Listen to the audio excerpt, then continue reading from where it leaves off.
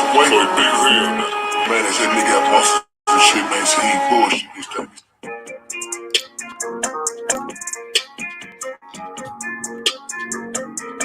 Man, they said nigga got muscles and shit.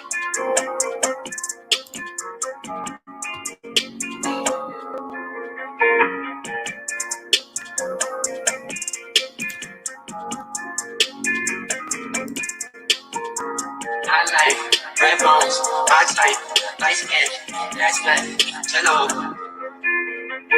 TFN, that's fantastic, fantastic. TFN, that's fantastic, fantastic. TFN, that's fantastic, fantastic. TFN, that's fantastic, fantastic.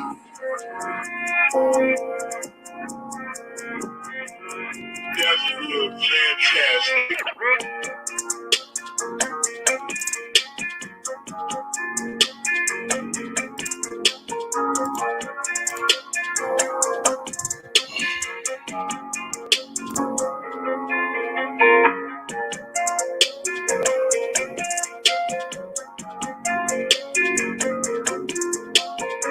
I like red bones, my type, light skin, that's black, hello.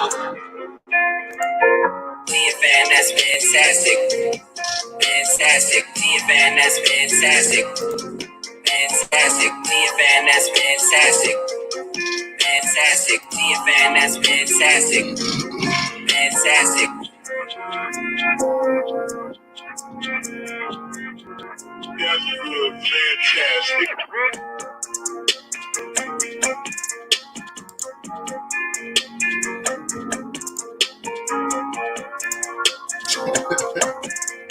That's fantastic.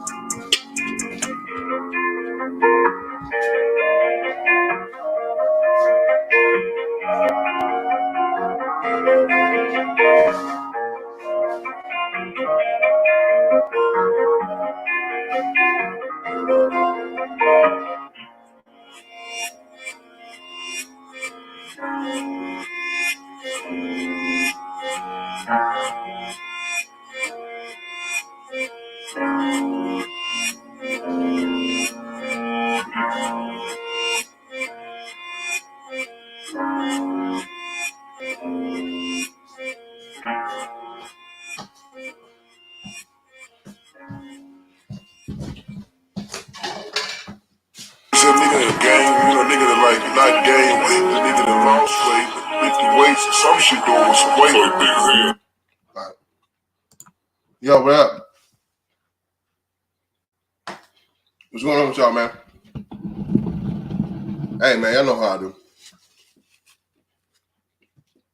Listen, man. Shout out to everybody in the building. If you have not already, please like the video. Share if you would. And we're gonna get into this. So, shout out to Ramil, man. And first of all, let me say Fantastic was right, because shout out to O'Shea. So O'Shea did a video concerning the whole, the nigga lander of YouTube and Kwame Brown. And Kwame Brown actually replied to O'Shea's video, and it was exactly like how I said it was. Okay, listen, this dude tells half truths. He plays the victim. He does all these things, and at this point, man, it's just like, again, I still don't have no ill will for him, bro. But bro, you too grown for this shit. All right, but it's too grown for this. You 40, what he said, 45 years old, whatever the fuck he is. You're too grown to be acting like a child, man. And I'll just leave that at that. But anyway, in the midst of talking about the whole situation, during Ramil's stream earlier, there's an individual that came up and listen, man, I'll be telling you guys about these dudes. Believe it or not, okay, certain individuals have certain gifts. One of my gifts is understanding just people, okay? Understanding the shit and the way and the reason that a motherfucker comes at a way and patterns and things that gives you and like an initial snapshot of what, excuse me, snapshot of who this individual is from a mentality and personality standpoint. Women ain't this, women ain't that, and never trust a woman and all this other shit. And it's like, well, nigga, what? Because listen, and y'all know this. I told you niggas from the jump. I know you niggas, okay? I follow a lot of you niggas on IG. A lot of you niggas follow me. The thing about it is, like I said, one thing you can't say about Fantastic is Fantastic don't like pics, nigga. I don't like pics. Whether she thick, whether she light, whether she dark, whether she whatever, no matter how fucking fine she is, y'all niggas send me shit. I'll look at it, peruse, and go on about my way. Okay? That's it. I'm not gonna like no motherfucking pictures. But you niggas be liking pictures. That's how I know a lot of you niggas. Okay. Oh man, y'all tripping already, man. Stop it. Wagwan broad brethren. lighter in the air now. Lighter. Shout out, brother. But get back on track. A lot of you niggas are cat, bro. Okay, bro. I am 37 years old. Okay, I grew up in the hoodest of hood. Okay, and I've also been in like the most structured fucking career you could ever be in the United States military. Okay, so I've seen the niggerish of niggas, and I've seen the motherfucking most non-niggerish of niggas. Okay, I've seen everything from motherfucking Boosie Badass to motherfucking Carlton Banks, nigga. I know the full spectrum of niggerdom. So when a lot of you niggas come into space and talk about a lot of shit y'all talk about, especially about women, man, fuck these hoes, these bitches ain't this, these bitches ain't that, la la la. All I want to do is fuck the bitch and get some head and go about, nigga. Stop it, B. Stop, bro. You may be fooling them other niggas, but you're not fooling me, okay? Hell, some of you niggas even getting married out here. Got whole girlfriends y'all hugged up and loved with and taking pictures with, and y'all be in these motherfucking YouTube chats going ham, man. Fuck those hoes, those strags, those bitches, these this, that. And you know what I do? I let y'all live. I let you live. I know, but I just look and see, and I just know. Again, this is why I made Fantastic was right my hashtag, because bro, I'm not out there to like expose you niggas to do none of this shit or whatnot, what have. But every now and again, bro, I have to like pull out certain situations as a case study, and again, the reinforcement of the importance of mental health in the Black community because of the lack thereof. So earlier on, man, yeah, man, shout out to Wayne Tillman, bro. The niggas that be going as hard is about these hoes this, these hoes that, fuck these bitches. Hey, man, just saying. See, Renaissance chick, no, nigga, like, yeah, Renaissance chick, a motherfucker like Renaissance chick or a chick with a fine ass avatar. Y'all be talking about all this avatar shit with a certain individual. We're not gonna bring her up. Shout out to the team though. All right. I be seeing y'all niggas. Y'all niggas can't wait. Motherfucker like Renaissance chick, y'all niggas is going. All right. But anyway. So the thing came up today, and again, I pointed out the my guess, for now, single disagreement with the Kwame Brown phenomenon that's happening, his dedication of prison reform and things like this. He's also have had things with single mothers and all these things and whatnot, what have you. But the reason why I get away from the single mother thing, man, is because I understand that, listen, the children of the single mothers is not their fault. Again, remember I told y'all about the crazy ass coach I had, the crazy ass football coach. It was like I think he taught sexual education and health in high school. He used to have this famous saying. He said, "It ain't their fault, it's the family fault." I say again, it ain't their fault, it's the family fault. And what we don't understand as a Black community is like, man, it's so many people out here that's victims of circumstance, bro, that really, really don't have a chance. Daddy ain't shit, ain't there. And then let's not even talk about like, just so many other things. Bro, there's so many things that could be embedded in your genetic code, bro. From addictions to predispositions to alcoholism, all these different things, right? Black people really have no understanding of the importance of like having children with a person. And this ain't just single mothers. This is like married niggas. Like, bro, you're supposed to schedule out children. You understand that? You're not just supposed to be nutting in your wife, you know what I'm saying? And y'all just having babies left and right.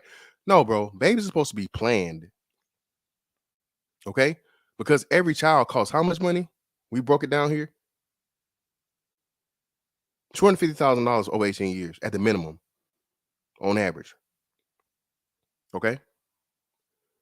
So when you come to have that understanding, okay, and a lot of these kids are being had out of wedlock with no fathers in a single parent household, and we know that black women have the lowest net worth of any demographic in the country.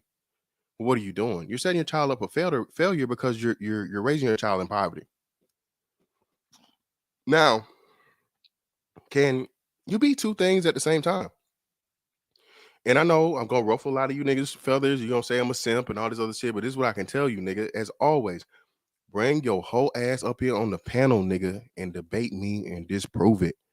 Because you can't, on one hand, say that a nigga, right, can be a great dad, but a horrible husband or horrible boyfriend or horrible relationship partner, and not give the same credence to the female.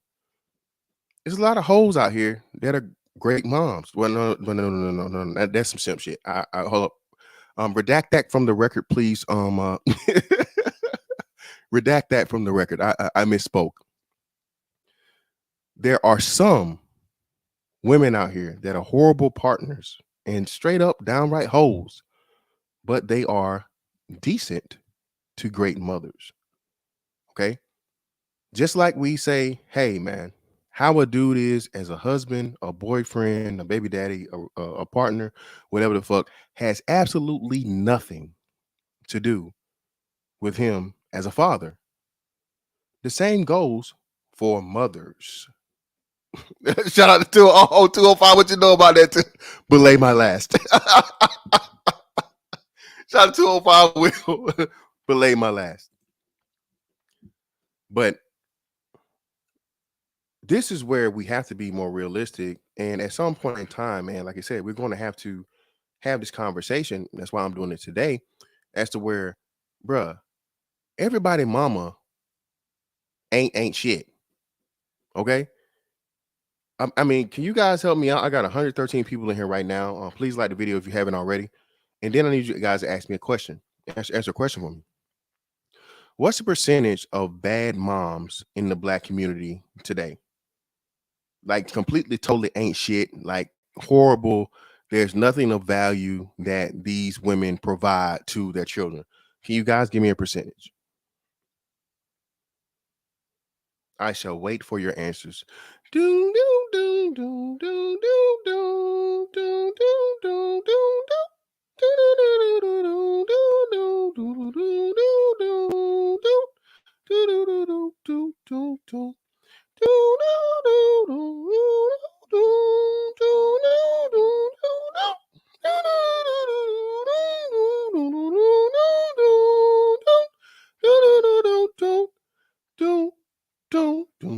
Okay, cool. Okay, so the first answer I got was, I think, 60%. Was it? Shout out to Escalade he's at 60%. You have my man Ray, he said 85. Queen Q said 30%. 205 Will said 70%. Geechee Dan 20%. Reginald Brown, the resident troll, is 0%. Defon Tatiana has 99%. No Cupcake Jones has 70%. 70%. And okay. So we'll meet somewhere in the middle. We say the highest being the realistic one being 70%, and the lowest being what I see 30% or 20%. So let's say 30%. Yeah, so I think it was 30%. So that was somewhere meet us in the middle at like 50%. So you got a 50-50 chance, the young black child of today, of being born into a situation of having an ain't shit mama. And I would actually agree with that. I would say somewhere win a coin toss. Because again, shout out to all the 80s babies, man. We were the last generation of two-parent household and the last generation of real mamas. I say again, bruh, when nobody mamas and shit in the club in the like that and leaving the kids at grandma's house so she can run the streets and ride the carousel in the 90s like that, bro. That wasn't a thing.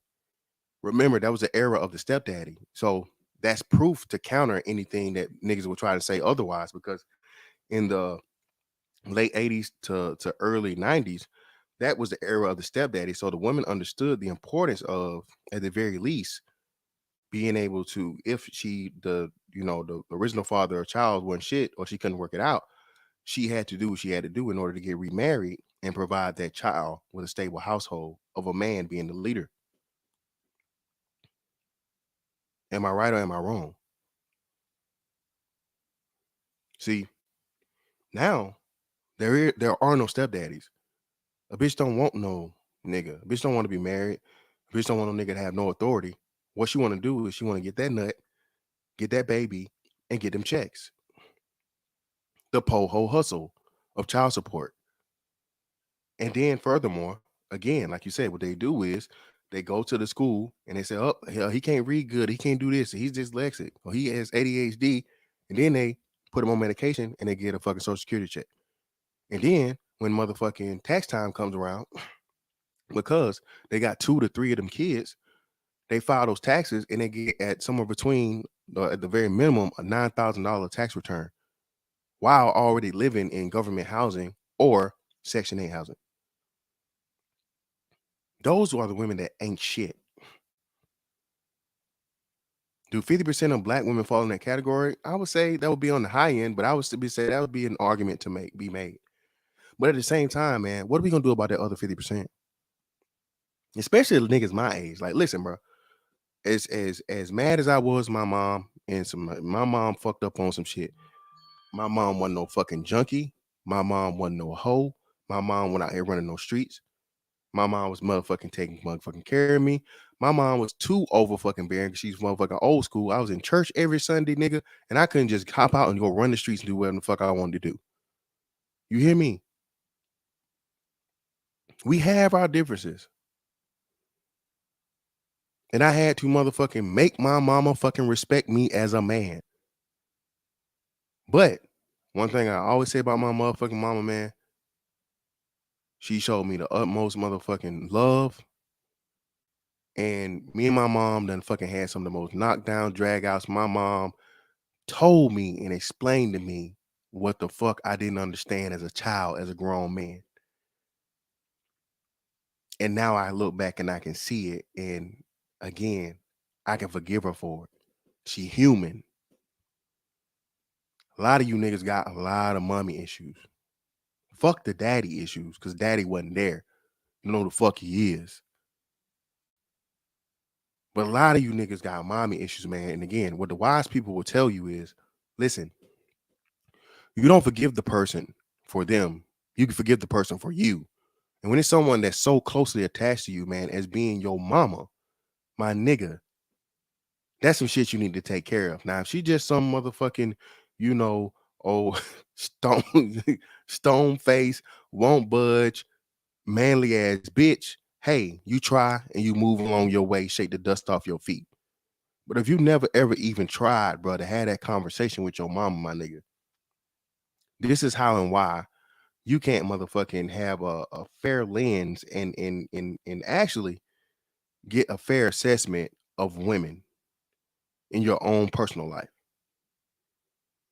The weakest shit and the dumb shit I hear niggas say is, oh, don't ever fucking trust a woman. My nigga, okay, if you gonna be a monk or you plan on being one of these niggas that never has kids, or you just one of these niggas that's able to fuck a bitch and never, and again, that's the smallest percentage of human beings. My nigga, you're biologically wired for fucking not only sex, but companionship. All right? You're wired for fucking companionship. Human beings are incredibly sociable.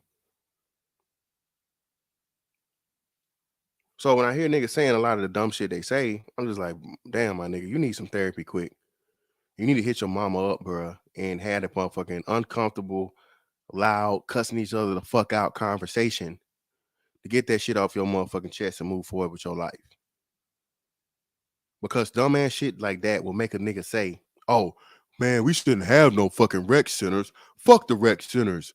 We don't need no more rec centers. My nigga, again, see, let me hit y'all with some shit, right? From a professional standpoint. So shout out to all my mechanics, shout out to all my engineers, shout out to anybody that's, you know what I'm saying, worked on aircraft and things like that. Redundancy is a lifesaver. Who know what the fuck I'm talking about right now? Redundancy is a lifesaver. See, in the aircraft, bro, they have 2 buses. And the fact of the matter is, for the 2 buses, is if you lose half of the power, or for whatever reason some drop out, you got another side to pick that power up and give you enough functionality to be able to operate the aircraft without you motherfucking falling out of the sky like a big ass expensive paperweight. Okay? Redundancy, safety nets, all these different things. Okay? The rec center, the Boys and Girls Club, those places serve as the fucking redundancy and the safety net for those black children that, unfortunately, again, by no fault of their own, one thing you cannot do is choose who your parents are. The majority of us that are here were victims of circumstance, whether it be poverty, whether it be downright neglect, whether it be abuse, whatever it may be. You cannot control your parents. Okay? So when I hear dumbass niggas say shit like, man, fuck the fucking, we shouldn't have to have, listen, nigga, it's a lot of shit you shouldn't have to do, my nigga. We shouldn't have to pay taxes, but you do.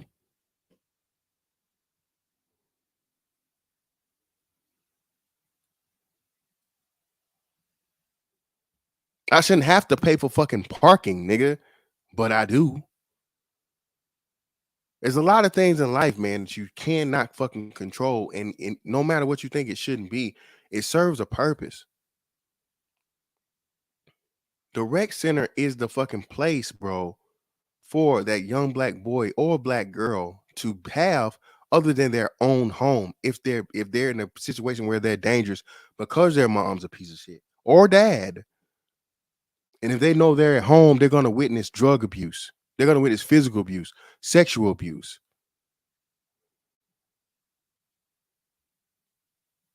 There's no one there to teach them how to read. There's no one there to teach them how to do math.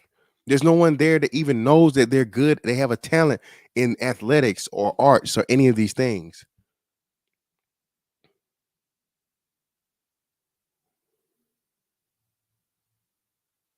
Do you know how many people have an eye for talent? Very, very few and far in between. Do you understand people that are fair, especially in the black community, man, that are able to assess a person's ability, natural ability or something before they blow up, before that white man comes along or that whoever comes along and monetizes it and tell them that, hey man, you're worth some shit. This guy's gonna be great. Look at his bone structure. Look at his running ability. All these things. Shout out to my man Wayne Tillman, man. I'm glad you checked this nigga Jay out this morning about those youth centers. Listen, man, it wasn't just him. It was a bunch of niggas, man.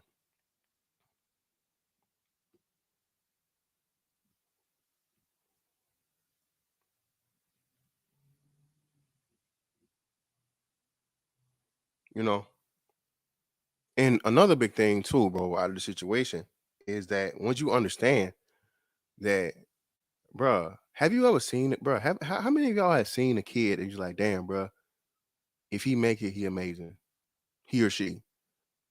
How many of y'all seen that motherfucking that toddler, right, or that baby in the fucking basket in Walmart, dirty pamper on, snotty nose, with 2 other fucking siblings with all the motherfucking silver caps in their mouth, 2 buggies full of not one vegetable in sight, the jugs, flaming hot Cheetos, Nothing healthy. Mama cussing at one of the kids. Get your bad ass over here. Where the fuck you going? Shout out to Mr. Kev, man. I remember Mr. Kev telling the story. He constantly tells his story about how a kid was in the store and the mama was just slapping the kid upside the head. Yo, dumbass need to put them motherfucking chips down. And he dressing the young lady, telling her, "Hey, man, look, ma'am, you ain't got to hit your baby like that. This is a brother, elder brother, man. You know, with some done raised some kids, done raised some other man's kids.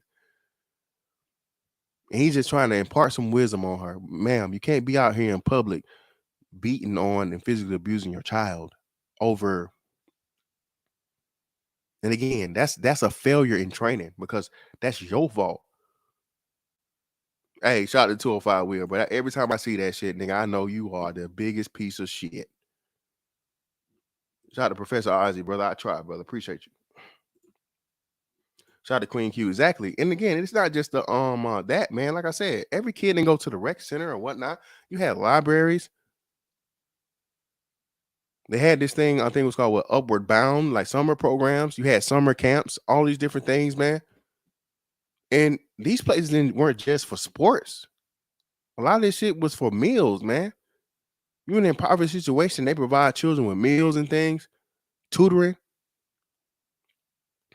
So again, man, when a nigga's filled up with so much shit because they parents want shit, allegedly, I guess, I don't know. And you say, man, fuck them youth centers. We don't need to fucking make more youth centers. Well, my nigga, who y'all? If and I agree with this. Listen, I'm not going against the grain or trying to walk back on the no stepdaddies thing. I support the no stepdaddies in 2021 movement 1000%. But when you say there are no stepdaddies, well, if you're not going to have stepdaddies, you're at the very least going to need mentors. And more likely than not, the mentors are going to be found in those same youth centers. You know, where a black man like myself or another one of the brothers from the Black Manosphere or just any other brother that has no affiliation to this whatsoever sees a young brother, a child. Remember, we're talking about children here, y'all. Young black children that, excuse me, if they don't have this youth center, where are they at? Where are they at, y'all? I mean, if you don't have the youth center, I mean, well, they out in the streets, right? Or they at home getting molested or abused or witnessing fucking, some of the worst shit ever from ain't shit parents. So just tear down all the fucking youth centers and leave the kids to fucking get it how you live, nigga. Hunger Games. Best of luck. Bruh, you know how fucking stupid that sounds. But again, like I say, man, y'all rock with certain niggas, man. And again, niggas say some emotional bullshit out of a place of fucking just ignorance and unresolved, deep fucking mental anguish and trauma and whatever the fuck. And y'all just think it's cool because we in this space of red pill men. Fuck these hoes, fuck these bitches. I just want to get some head and some pussy, and that's all I need them for. Yeah, nigga, it sound good, nigga, but I know y'all niggas for real, bro. I know you niggas for real. And when you do this bullshit, bro, you take it too far, you're saying fuck them kids. R.I.P. Bernie Mac. It's funny in a movie, but can you realistically say that? You can't say just fuck them kids, because what is that generation going to do? That generation is going to be the Chirac niggas, the Atlanta stand niggas. To shoot you in your motherfucking face for nothing, niggas. If they don't run into a brother from the Black Manosphere, a brother from the do they still do some places still do the Big Brothers program? Whatever. I think Macon had the Macon, was it Macon 400 or Macon 500? A Big Brother program to where you had established, well-to-do black mentors for young black boys. What are we gonna do? Chris C, I understand that. Chris C, I agree with you. But again, when your mama don't know who your daddy is, what are we gonna do, Chris C? What are we gonna do?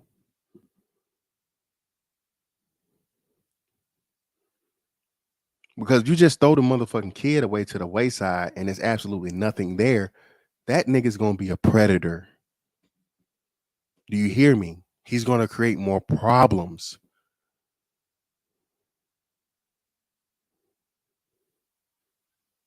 And at the very least, like I said, he's gonna make it harder on other black men because of what he grows up to be. And he might just take the life of a few other black people along the way because it has no value. There was never no one there to tell him anything other than survival mode, survival mode, survival mode. Kill or be killed. Take what I gotta take to motherfucking make it to the next day. That's what I'm saying, man. Yeah, 100 black men are making. Shout out to Josh Johnson. Appreciate you, bro. Shout out to Carlton Banks. Exactly. And like I said, man, when a brother does, you know, dedicate his time and choose the very, very difficult task of mentoring a child that's not his, giving a damn about a human being, bro, that has absolutely no relation to him whatsoever.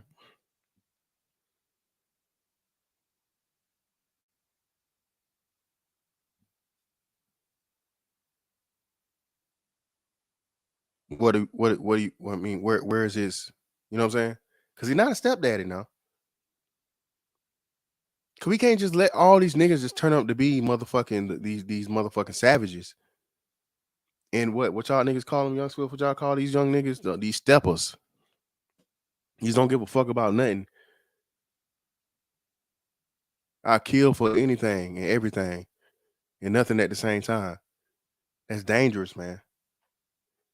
And the thing is, when you lose a generation like that, you know how long it takes to motherfucker, like I said, bro, it takes 3 generations to change a culture of thought. At the minimum, 3 generations. So if you just let one generation completely and totally get lost, and we see, oh man, excuse me, some water. And we seen this in the crack era, still suffering from the residuals of that to this day. That's a big part of why a lot of these dudes can't read at a 4th grade level. For the longest, again, the narrative of the black man being, a fucking jailbird, unintelligent, over aggressive, all this bullshit was due to that fucking lost generation.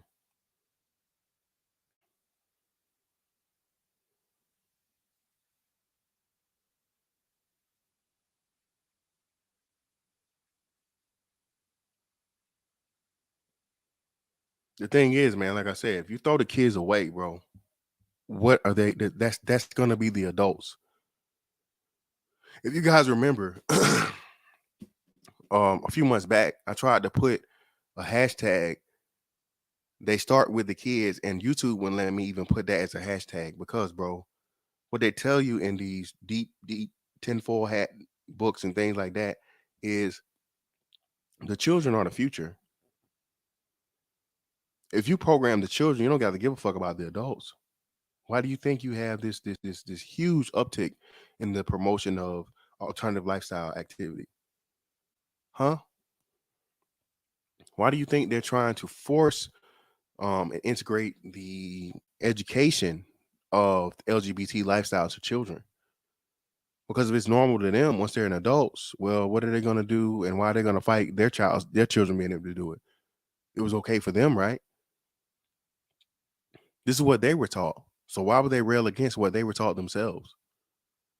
Again, bro, the long game. Very few niggas have an understanding of the long game. That's what we fucked up at. Very few niggas can see the bigger picture, quote unquote. Niggas just look at the surface, man. They say some shit dumb enough to be like, man, fuck them youth centers, bro. Fucking youth center. Okay, my nigga. Okay, we're gonna say fuck the youth center. What are we gonna do with those children? Are you gonna take them on? Of course you're not, because fuck them bitches. They just. But then when one of them little niggas run up on you and they carjack you and they kill you, now what? I think your ass would have won fucking hope for that damn youth center now, wouldn't you, nigga? Hold on real quick.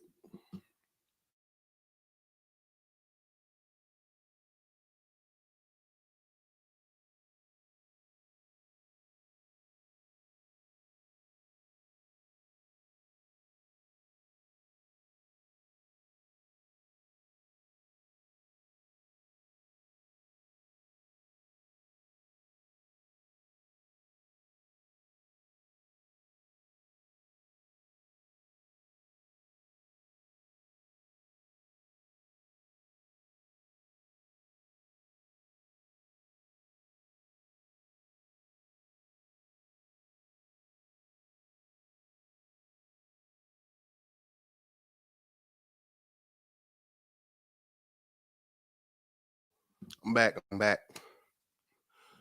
How many of you guys have heard about was he a city council member in Atlanta getting robbed, getting carjacked?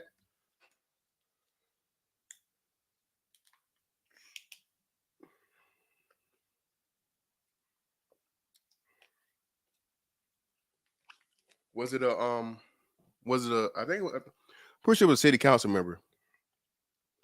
And there was a dude that was big on the defund the police shit. Bro, this dude got carjacked by a bunch of 13-year-olds. 13. 13 is still middle school.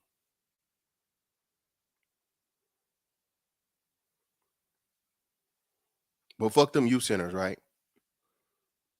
Just leave the fucking kids out here to motherfucking, to their own devices.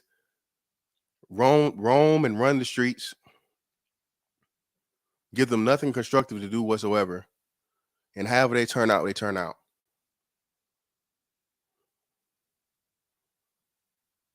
If they join gangs, that's okay. If they become junkies, that's okay. If they become motherfucking carjackers, that's okay. They become robbers, that's okay. They become motherfucking sexual deviants and whatever, that's okay. Because they gotta pay for their mama ain't being shit. They gotta pay because the mama ain't doing her job. So fuck them kids because their mama ain't shit. Do you know how stupid that sounds?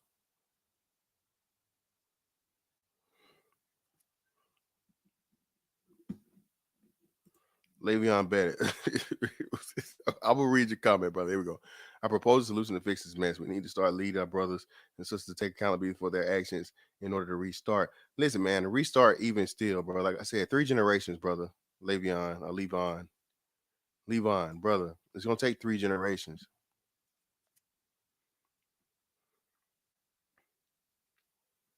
Fuck them kids, man.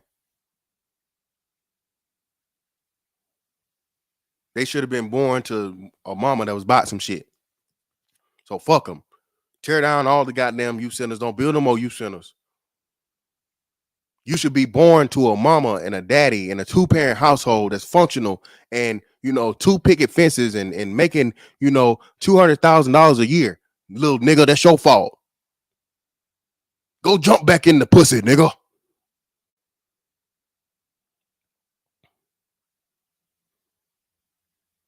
I'm gonna need you to devolve from the motherfucking fetus to that zygote, nigga. What you know about the zygote, nigga? The separation of the motherfucking sperm and the egg, nigga. That's what I need you to do, little nigga. It's your motherfucking fault that your mama ain't shit. Fix it, nigga. Fix it. Go jump back in the pussy, then talk to me when you come back. That's the dumb shit niggas are sounding like and saying, bro. You cannot punish a child for the fucking the sins of the parent, man. Father or mother or both. You niggas need to motherfucking go holler at your mama, nigga. A lot of you niggas need to call your mama up, bro. And I know, I'm telling you from experience, it's gonna be a very uncomfortable conversation. But I got it out of the way early. Mama, I'm a grown ass man. You gonna fucking respect me. This what the fuck I had was wrong, this is where you fucked up, and you did this shit wrong. I ain't no. You can kick me out after I'm gonna say what the fuck I gotta say. You gonna hear me. I'm a fucking man now. I'm not a child no more.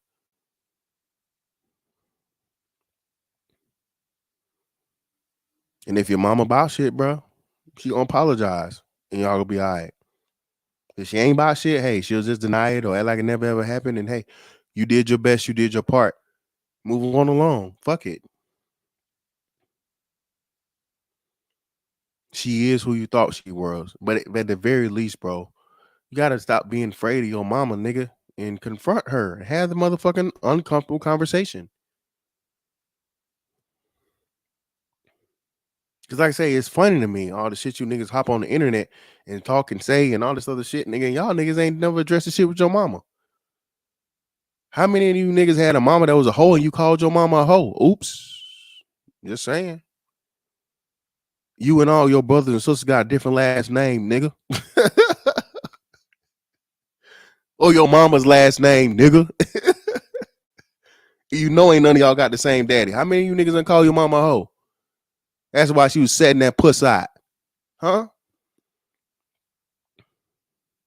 That's why she's around here like a motherfucking Little Caesars hot and ready.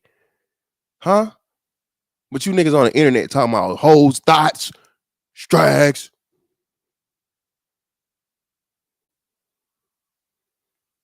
Have you challenged your own mama, nigga? And her whoredom? Of course not, nigga. You still that little boy that's afraid. You don't want to have the fucking conversation. That's why you want to carry that shit with the bitches, all the bitches you deal with. And again, bro, I'm with y'all. Listen, I say 50% of these, but bro, what I can tell you, man, is there are good mothers out here, just as there are good fathers out here. Is this what we gonna do? You gonna act like it's just the niggas is on some shit, but these bitches ain't shit. All of them, 100%. 99% of these hoes ain't. My nigga, really?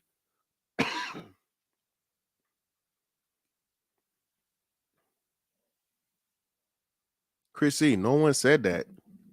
But again, bro, make sure you click that link, fam. When I drop the motherfucking when I drop the link, bro, make sure you click it.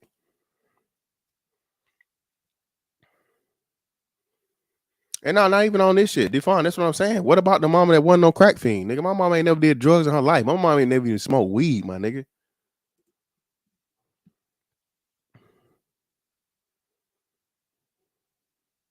My mom never even did no type of narcotics. No prescription pills, no illegal substances, ever. She stopped smoking. I remember my mom stopped smoking cigarettes. My dad done quit smoking cigarettes, bro, like literally like 6 times.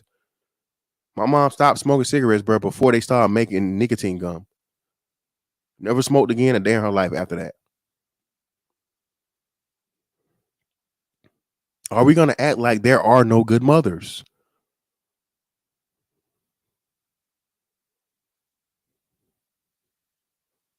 My youngest son, my ex to be, man, she's a great mom. There ain't no cap. She's a great mom.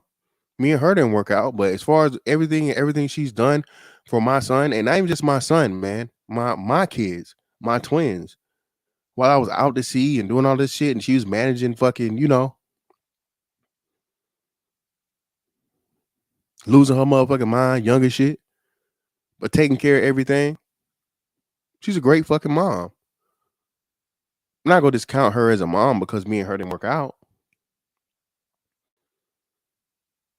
But again, man, a lot of you niggas can't tell the truth. A lot of you, I mean, I'm not saying not necessarily tell the truth, but a lot of you niggas can't just run away from the narrative because you too worried about being, oh, nigga, you soft, nigga, you a simp, you a this, you a that. My nigga, again, so you say anything positive about a woman, that's how we gonna play it? I'm not gonna play that game, man. If you one of these, hey, man, you can't do nothing but disrespect these hoes and bitches and la la la. One of these niggas, man, fuck you, fuck my mama, fuck my grandma, fuck big mama. If you one of them niggas, man, hey, my nigga, hey, do your thing, man.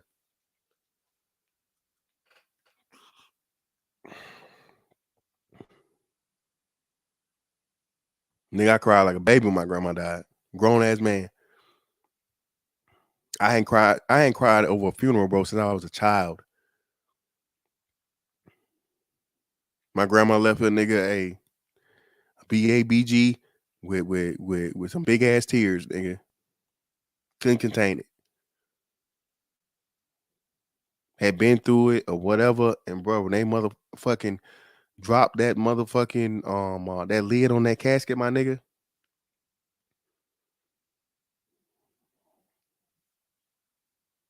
couldn't hold it. That's the impact and the motherfucking love and the care and the everything that my motherfucking grandma had did for us, man.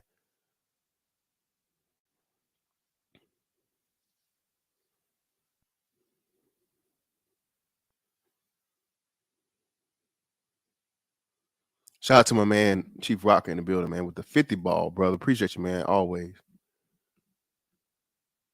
And you only get one mama, man. Just like you get one dad. If your shit again, man, if you have unfortunately, bro, you were born to a parent that just ain't shit, man, mom, dad, or whatever the fuck. Hey, man, I truly feel for you. I do. Again, because you were a victim of circumstances. It's not something you can control. But at the same time, have you tried to heal that pain? Have you tried to rectify? Have you challenged that person or those people to do right by you?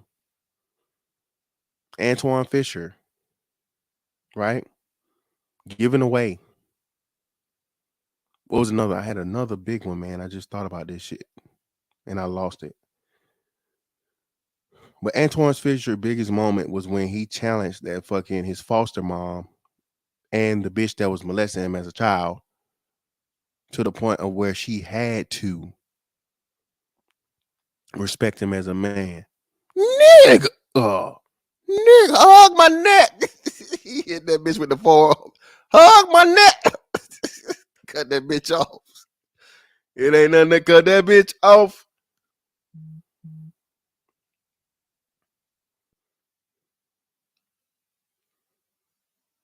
I just think, man, a lot of brothers haven't tried it, man. And I can hear it. I can hear it, bro. Because that was me long time ago. Was. We talk about it all the thing. And I'm not losing any of these things, but I still stand on everything I said. The biggest issue and problem why a lot of brothers stay in red pill rage is because they understand and realize that their mothers, man, were their biggest betrayers.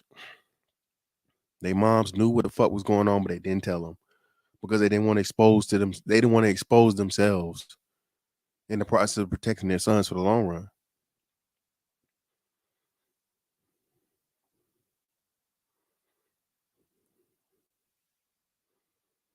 That still stands true.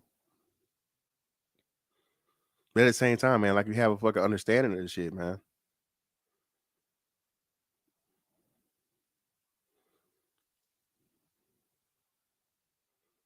When I was a child, I thought I was a child. When I was a man, bro, hey, that's how I'm gonna operate. A man's supposed to fucking demand his respect.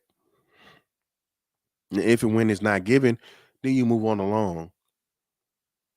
But again, man, like I said, the mentality of punishing the children for something, again, you cannot choose your parents. Do you hear me? You can't choose your parents.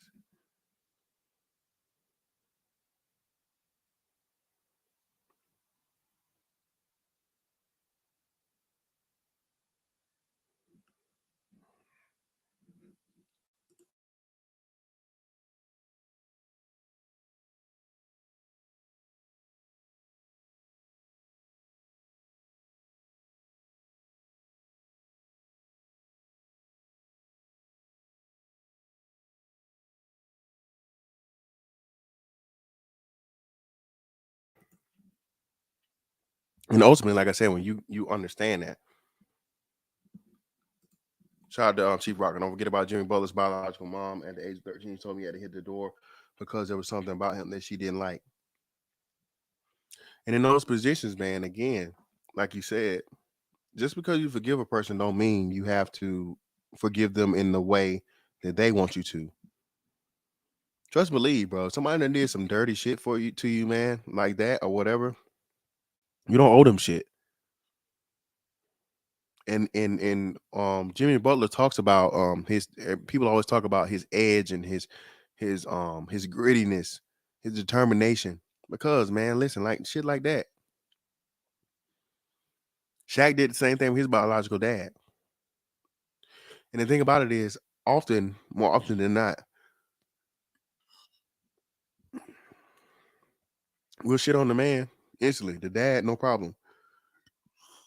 And as we rightfully point out here, people are very reluctant to you know, necessarily, well, not here. I mean, at one point in time, places outside of here, challenge the black mom to the shit she fucked up on. But my thing is, how many of you niggas have really challenged your own moms in real life? That shit is freeing, bro. It's freeing. You gotta understand and realize you born to an ain't shit mama or whatever the fuck, bro. She's never been challenged by a man in her life. These niggas don't challenge her. They tell her what she want to hear. They run game on her. Get the pussy, skeet up in her, leave it with the baby, and go on about their way. That's not a challenge. So when you as a man grow into a man and you make it out of the mud, out of the gutter, through your determination, through the grind, through the grit, you make something of yourself, your mother owes you your fucking respect because she didn't help you get to be the man you became. And even in case where she is, but you guys have some differences. She did some shit where you felt like it was fucked up. You as a man, now that you're in the fucking position of fucking authority and power, should explain to your mom what she fucked up at, man, and demand that apology. I can tell when you niggas haven't done it. A lot of you niggas. I can tell. This sounds funny to me. Niggas be out here, man, fuck a bitch or this, that, and the other. A nigga got more than one baby mama. Man, fuck these hoes, fuck these strags, and so on and so forth. And come to find out, nigga, you trying to holler at this bitch over here. I say, man, I know you niggas, bro. It ain't nothing to bust a nigga out. No shit like that, man. It's just the understanding of ultimately, like I said, man, the black population already has been stagnant for now, what, over the last 10 years, at least a decade, if not more. 20 plus million abortions over the last 40 years, despite fucking black women having the highest out of wedlock birth rate.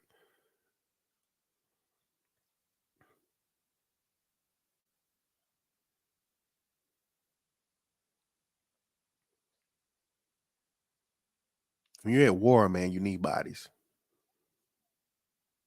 And it's always amazing to me when niggas out here, we talking about, man, we at war, we at this, we at that. The God knocker said, the matriarchy. We need to take power of the black community. Well, my nigga, those youth centers are tailor made for young black boys, the future men. When you say fuck them youth centers and fuck them kids, my nigga, your ass ain't doing nothing but getting older. And every soldier hangs up his fucking boot and rifle at some point in time. And he's supposed to train his replacement.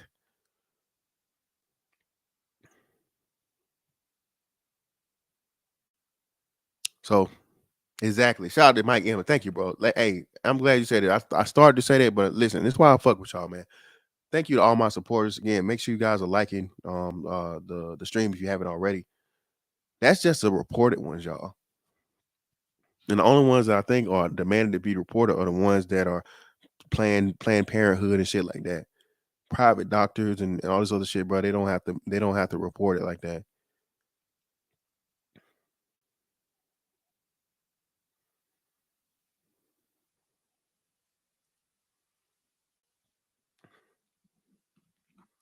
But by all means, man, let me drop this shit in chat for y'all.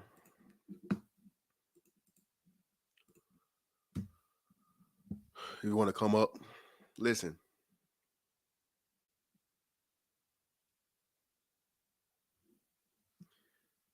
Kristen Minaga, what are you? Kristen, I gotta ask you a question because Kristen, if you're not black, Kristen, we about to get you up out of here.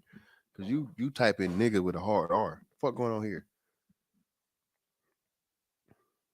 Well, again, if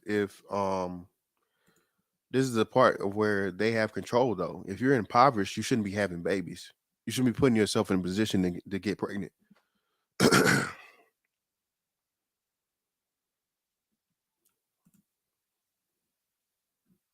Yeah, and if women would come up, I mean, this would be a great woman stream. You know, especially understanding that, you know, as much flack and much shit as you know mothers get or whatnot, what have you. And I've heard some amazing stories of black women with their mothers in comparison to you know black men.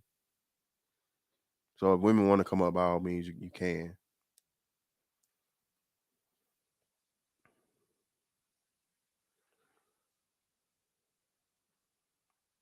And y'all, man, y'all troll niggas. It's crazy. What up, Roscoe?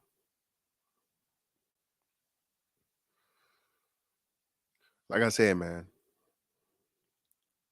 you can't have it both ways. I'm cool and I understand and I support the no stepdaddy shit 1000%. But at the same time, bro, you can't just let a whole generation of young black boys, especially, be lost and be thrown to the motherfucking wilderness. Because if that's the case, those young black boys, without the youth centers, without any type of mentorship or leadership, they're gonna grow up to be carbon copies of the mothers that had them. Chaotic, can't tell them shit, feminine as fuck, belligerent, niggerish, violent, and either they gonna kill your ass or you gotta kill one of them. Just saying. Is that what we want for a whole generation of black boys, y'all? Is that what we want? Especially when everybody out here, man, talking about help the felons, help the felons, help the felons, help the felons, help the felons, help the felons. That's what I don't understand. But shout out Fasting. What's going on, bro? Peace, Mr. Fantastic. How you doing, bro? I can't complain, bro. What's going on with you? Hey, I just got back from visiting my sister, and on my way back, I noticed you were live, and I caught like the last few minutes of your monologue, and I even sent you a message through your Cash App, uh, s- basically just motivating you to keep speaking the truth, and the Bible is undefeated. I know a lot of people they hate the Bible, but you basically saying what me, Brother Hog, we try to speak on. Um, we know there's, even in this word science, they say cause and effect. And, you know, we as men, we talk about solutions. And even in the scripture, it tells you that it says, um, when the Most High sends prophets to the people, right? He say, I'm going to make your head harder than theirs because you're going to headbutt them. They're going to fight you. It's like you coming there to save them. It's like you're a doctor. You'd be like, take this medicine. They're like, I don't wanna. And this is what we have to go through. And most of the time, the people who claim to be, oh, we for us, it's all talk, bro. And the scripture says also, out of the abundance of the heart, the mouth speaks. Yeah, we joke here and there, but even my personal life, as I'm getting older and getting wiser, I'll say there is nothing more important than family. But what is a family composed of? As a man, you make the family. But it seems like we're living at a time where this whole system it's promoting anti-family, right? Because at the end of the day, as a man, to build a nation, you always need a helper. But we're living in a society. It's like everything they're setting up, everything they're putting us in a corner. And when we're in a corner, when we actually think we have like a support, we'll have what do you call them, Trojan horse from within. And I understand, even though I didn't catch the whole monologue, but I understand why you made this stream and to talk to title. Mr. Fantastic, I'll tell you the truth. At the end of the day, the majority of people don't care about saving the masses. They don't. All the ones of us who actually want to, in our heart, from our heart and soul, we only a few. And in the days to come, you will see it, and I'm sure you're already seeing it. Yeah, but Oh yeah, most definitely. that's all I wanted to say. I appreciate you, man. Shout out to Fasting Life for the 50 ball, man, on the cash. I really appreciate you fasting, man. And yeah, man, like you said, I listen. I know you niggas hate the Bible or whatnot, what have you, but again, man, the Bible has a lot of principles that are similar or are completely and totally identical to other belief systems, whether they be religious or just ideological and all these other things. Um, and that's why as much as I believe in the Bible, I believe in the God of the Bible, all those things, I leave it alone because I know niggas look for a reason to get turned off from the message, right?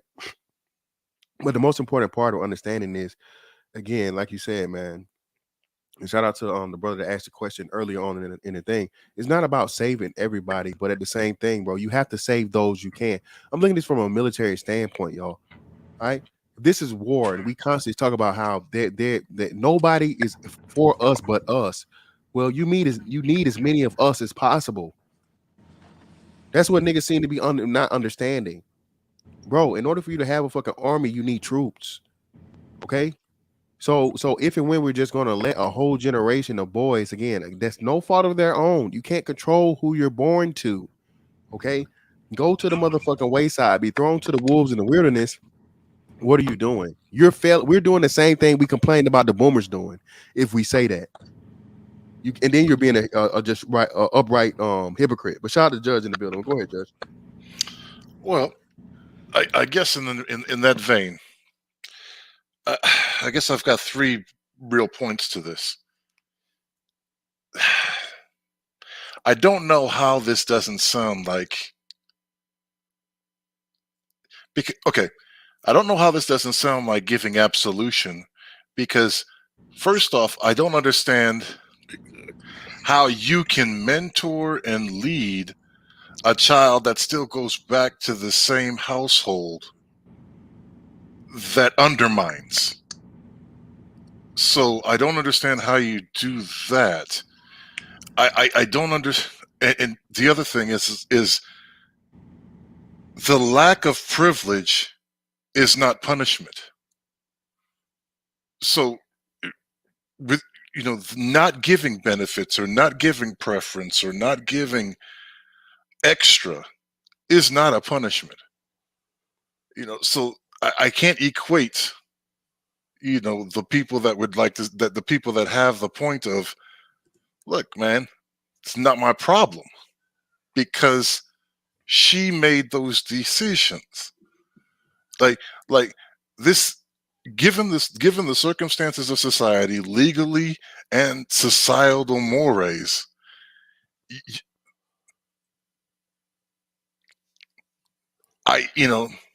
you're in it.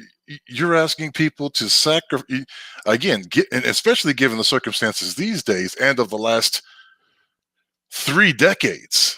Well, no. Let me You put men putting themselves. I can't fasting. I can't do. I can't ask men to put themselves on the line that way. Well, no.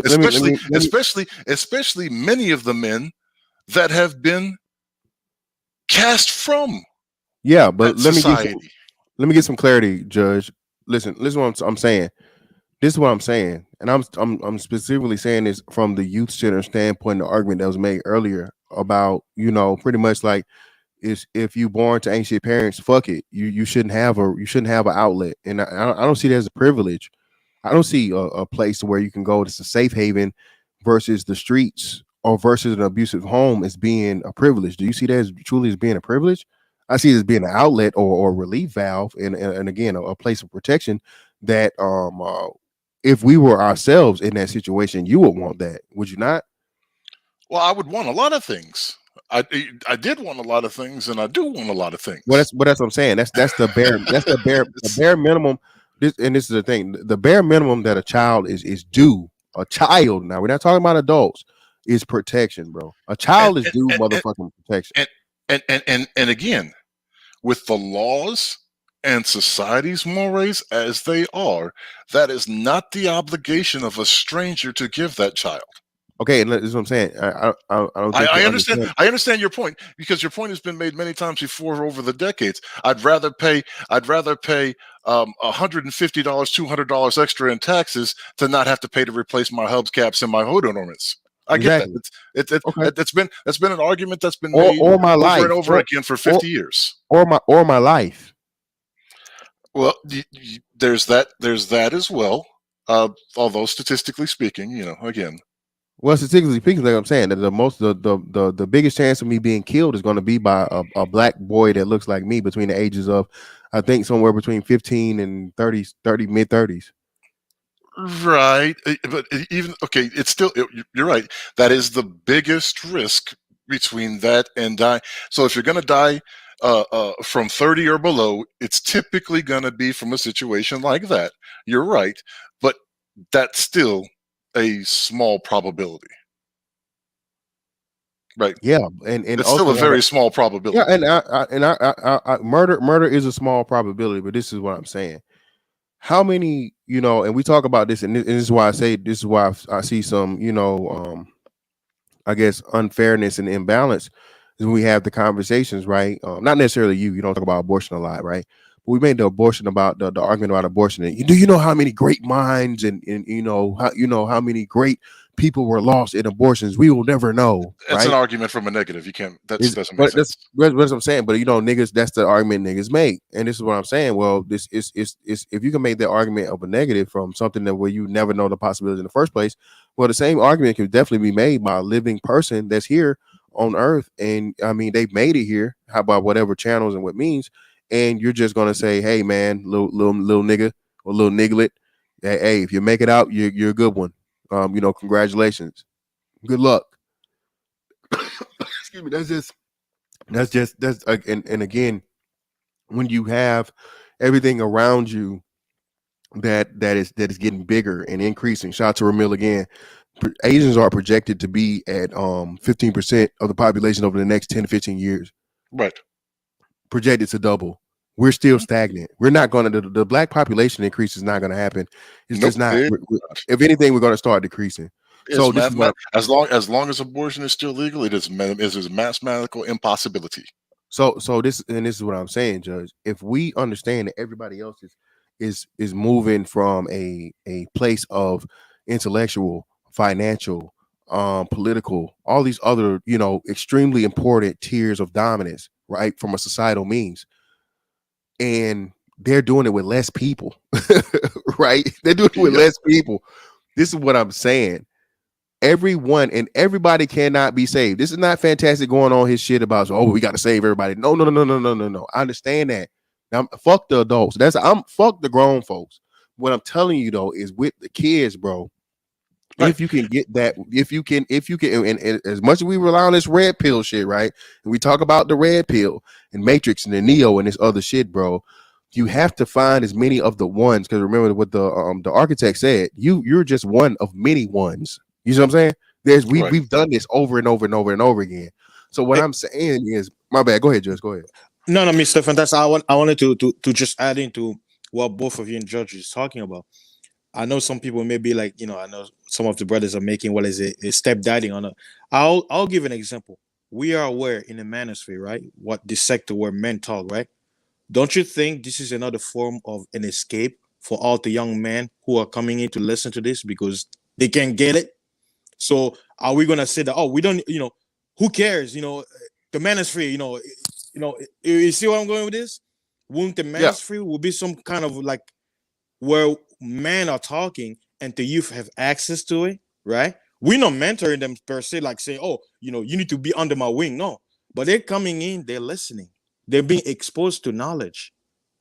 So is in the manosphere some form of youth center? Because we have a lot of young people here. Yes, do we not? Are they some of them we may never know, but they are there in the clouds listening, right? And again, I'm for somebody putting forth the effort to become part of something.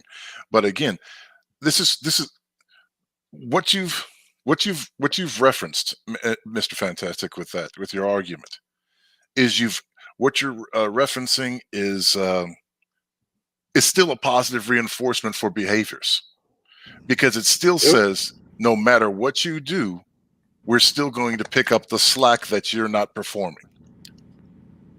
And that and you can't and you damn sure, I don't know if we can turn this ship around, but you damn sure can't do that while still being an enabler, right? Because that's ultimately what. Oh, I can't get past what this is ultimately enabling behavior. Well, no, and this is what I'm saying. It's not as much of an enabling of the behavior. This is saying that, okay, can you stop these bitches from having babies and getting pregnant? Nope. All right. So this is the argument when I get down to that point. So if you can't stop the bitches from getting pregnant, getting nutted in, and having these babies by ain't shit motherfuckers, right? That they don't have any what do they call it? Motherly instincts or whatnot, maternal instincts and shit, and they can't fucking take care of their kids and whatnot, what have you. Do we let that 100%, or let's say not even 100%, let's say even 75% of those children just be grown up until those fucking under those circumstances, and then hope for the best after this generation is what it is?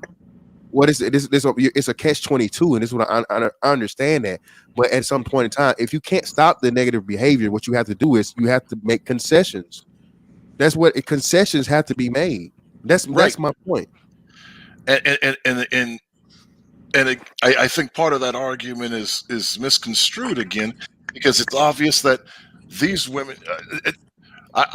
Okay, it's hard for me to consider that a woman who doesn't give a damn about herself is going to be a good mother, right? Because all she has to do is take 1 out of 35 options of birth control,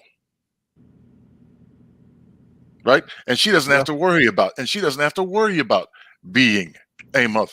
So again, from my perspective, women choose to be pregnant. If she's not raped, of course, I agree. Sorry, my apologies. If it's not grape, if she doesn't choose grapes, then she chooses to be pregnant when she chooses to be pregnant. I agree 1,000%. And a lot of these women, the picking up of the slack, again, the picking up of the slack that's already happened by WIC, the picking up of the slack that's already happened by subsidized childcare, the picking up of the slack that's already happened by Section 8 housing and food stamps and SNAP programs, right? The picking up of the slack. The picking up of the slack that was previous, right? Because they didn't get rid of the right. We've already been here because we had these programs in the 80s. Yeah, we know this. Yeah, but this is what I'm saying. All of those purposes, all of those programs you just named, they only serve the purpose of financial and legal requirements of physical care. We're not talking about any type of mental or emotional or psychological or planning, economics, politics, civics, anything to do with the actual development and the sociology of a human being. You see what I'm saying, Judge? I mean, there were programs like that. Gentleman that just passed about a year ago. You used to call me Crazy Joe. Remember him? Yeah. Made a movie about him. Yeah, but that's what I'm saying. He wasn't the only one. He wasn't the only one. But listen, what I'm saying, you're kind of proving my point, because again, he was one individual that made it his job. The real life lean on me guy, the principal. Like you said, well, no, that was his profession. But again, everybody can be a professional, bro, and you keep it strictly professional and not have any type of personable attachment or connection to your students. There's plenty of fucking teachers I heard, bro, when I was growing up, that was like, I got mine, I don't care about you getting yours. You see what I'm saying? So that's an individual basis. What I'm saying is we've had those and they've still failed. Thank you.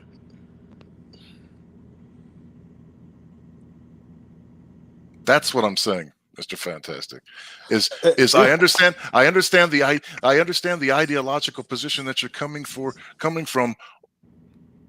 Crystal clear, pristine. There is no ambiguity, and I understand it because it's already been displayed and demonstrated, and it's already and its outcomes have already been documented. Okay. Shout out to Zero for the 999. So copy Asians as far as baby making, but not the way of the family structure.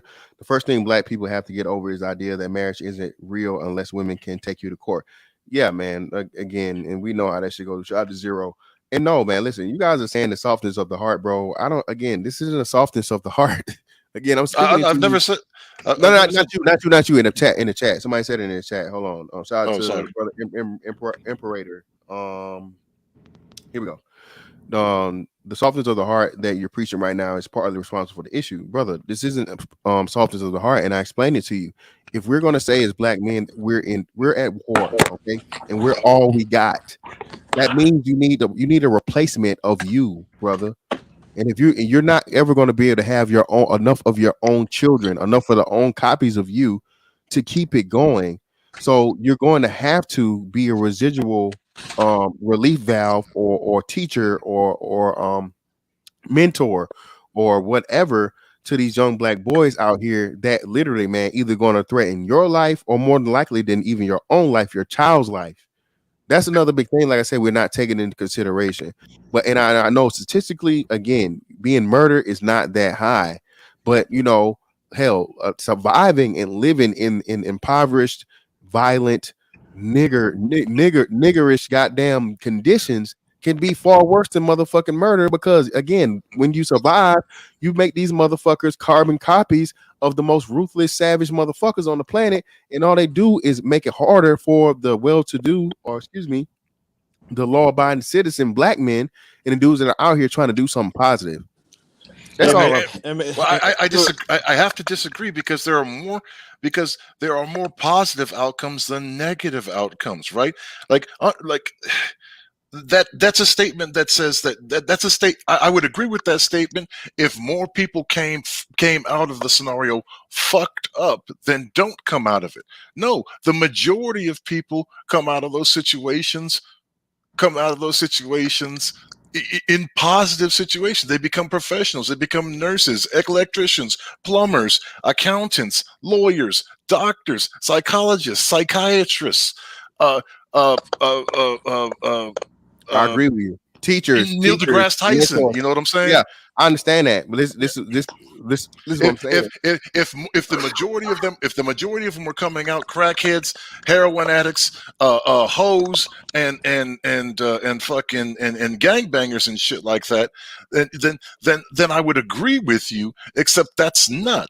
That's a 20%er. That's a 20% situation. Yeah, but listen to what I'm saying, and this is the problem. Again, we can't forget about the arguments we give to the boomers when we say, look, you niggas didn't give us the way, you didn't pave us the way, you didn't help us out, you didn't tell us this, you didn't tell us that, you didn't give us any information, you didn't help us avoid the unnecessary shit that we had to go through. You made us suffer through it and find out on our own along the way. When you're saying just fuck these kids, bro, you're turning into the boomers that you rail against. That's all I'm saying. That's undeniable. There's no way that you can get around that. We can't get up here and criticize and say, hey, you old ass niggas knew this shit was coming and you knew this and that, and you gave us bad advice and all this other shit. No, all I'm doing is sticking to the same shit we say and complain about on our own accord and say, look, you have to be here for these young kids growing up, especially these young black boys, being that we know that we've blown the top off of the literal hamstringing and fucking downright assault on the young black male, man. So for me to say, and you know what I mean, I understand it's a great point you're bringing up, but for you guys to say we just supposed to, you know, fuck it and let it be what it is. If you make it survival of the fittest, man, of course, yeah, we know by the numbers that the majority of the people are turning out to be that. But just like I use myself as an example, bro, I is the man I became, bro. I had no help. I had no fucking guidance. I had nobody there to lean on and have a mentor and give me the right things to miss this or miss that and all these other things. But I can promise you, if I had the opportunity to have that, that would have made things a whole lot easier and I would have been a lot more successful a lot sooner.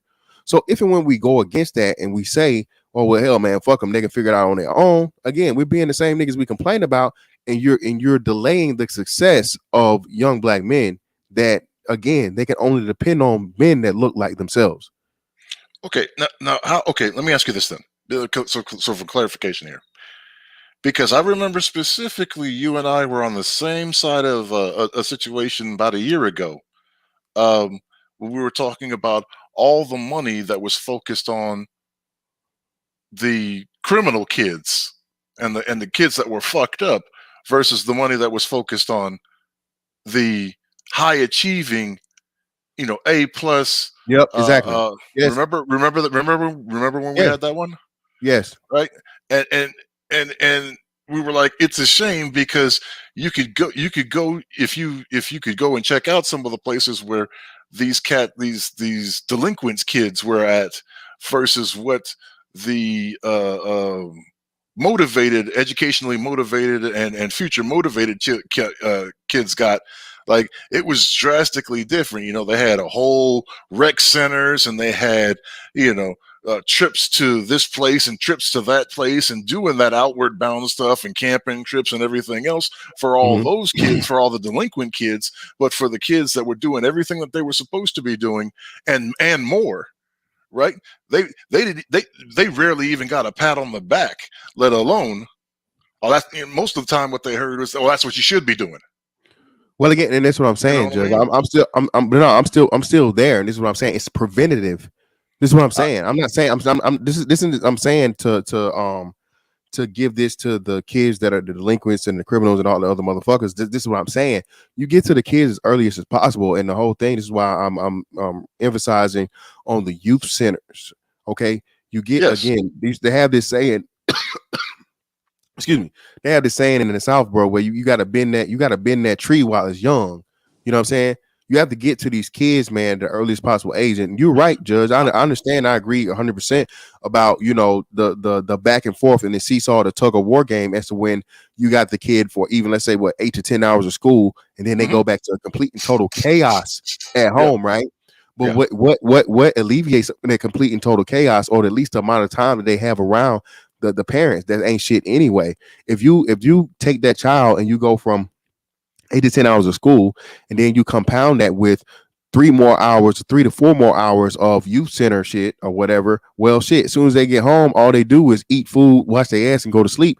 And that's the littlest amount of interaction with the child, with their parents, or the bad influence as possible. That's all I'm saying. And I'm not averse to, look, again, understand, I'm not averse to programs like that, to after school math programs, science programs, STEM programs, keyboarding programs, accounting programs, economics programs. I'm not averse to any of those at all. Period. At all. None of that. You know what I mean? But my only thing, again, in the argument is to say that, again, if a man doesn't want to put forth his resources for that, he's not punishing those kids. No, and I'm not saying he is. I'm not saying the man is punishing anything. My only thing is saying is, and again, from the war soldier, you know what I'm saying, that mentality and understanding what it is. Like I said, you don't have to. This isn't a mandatory thing.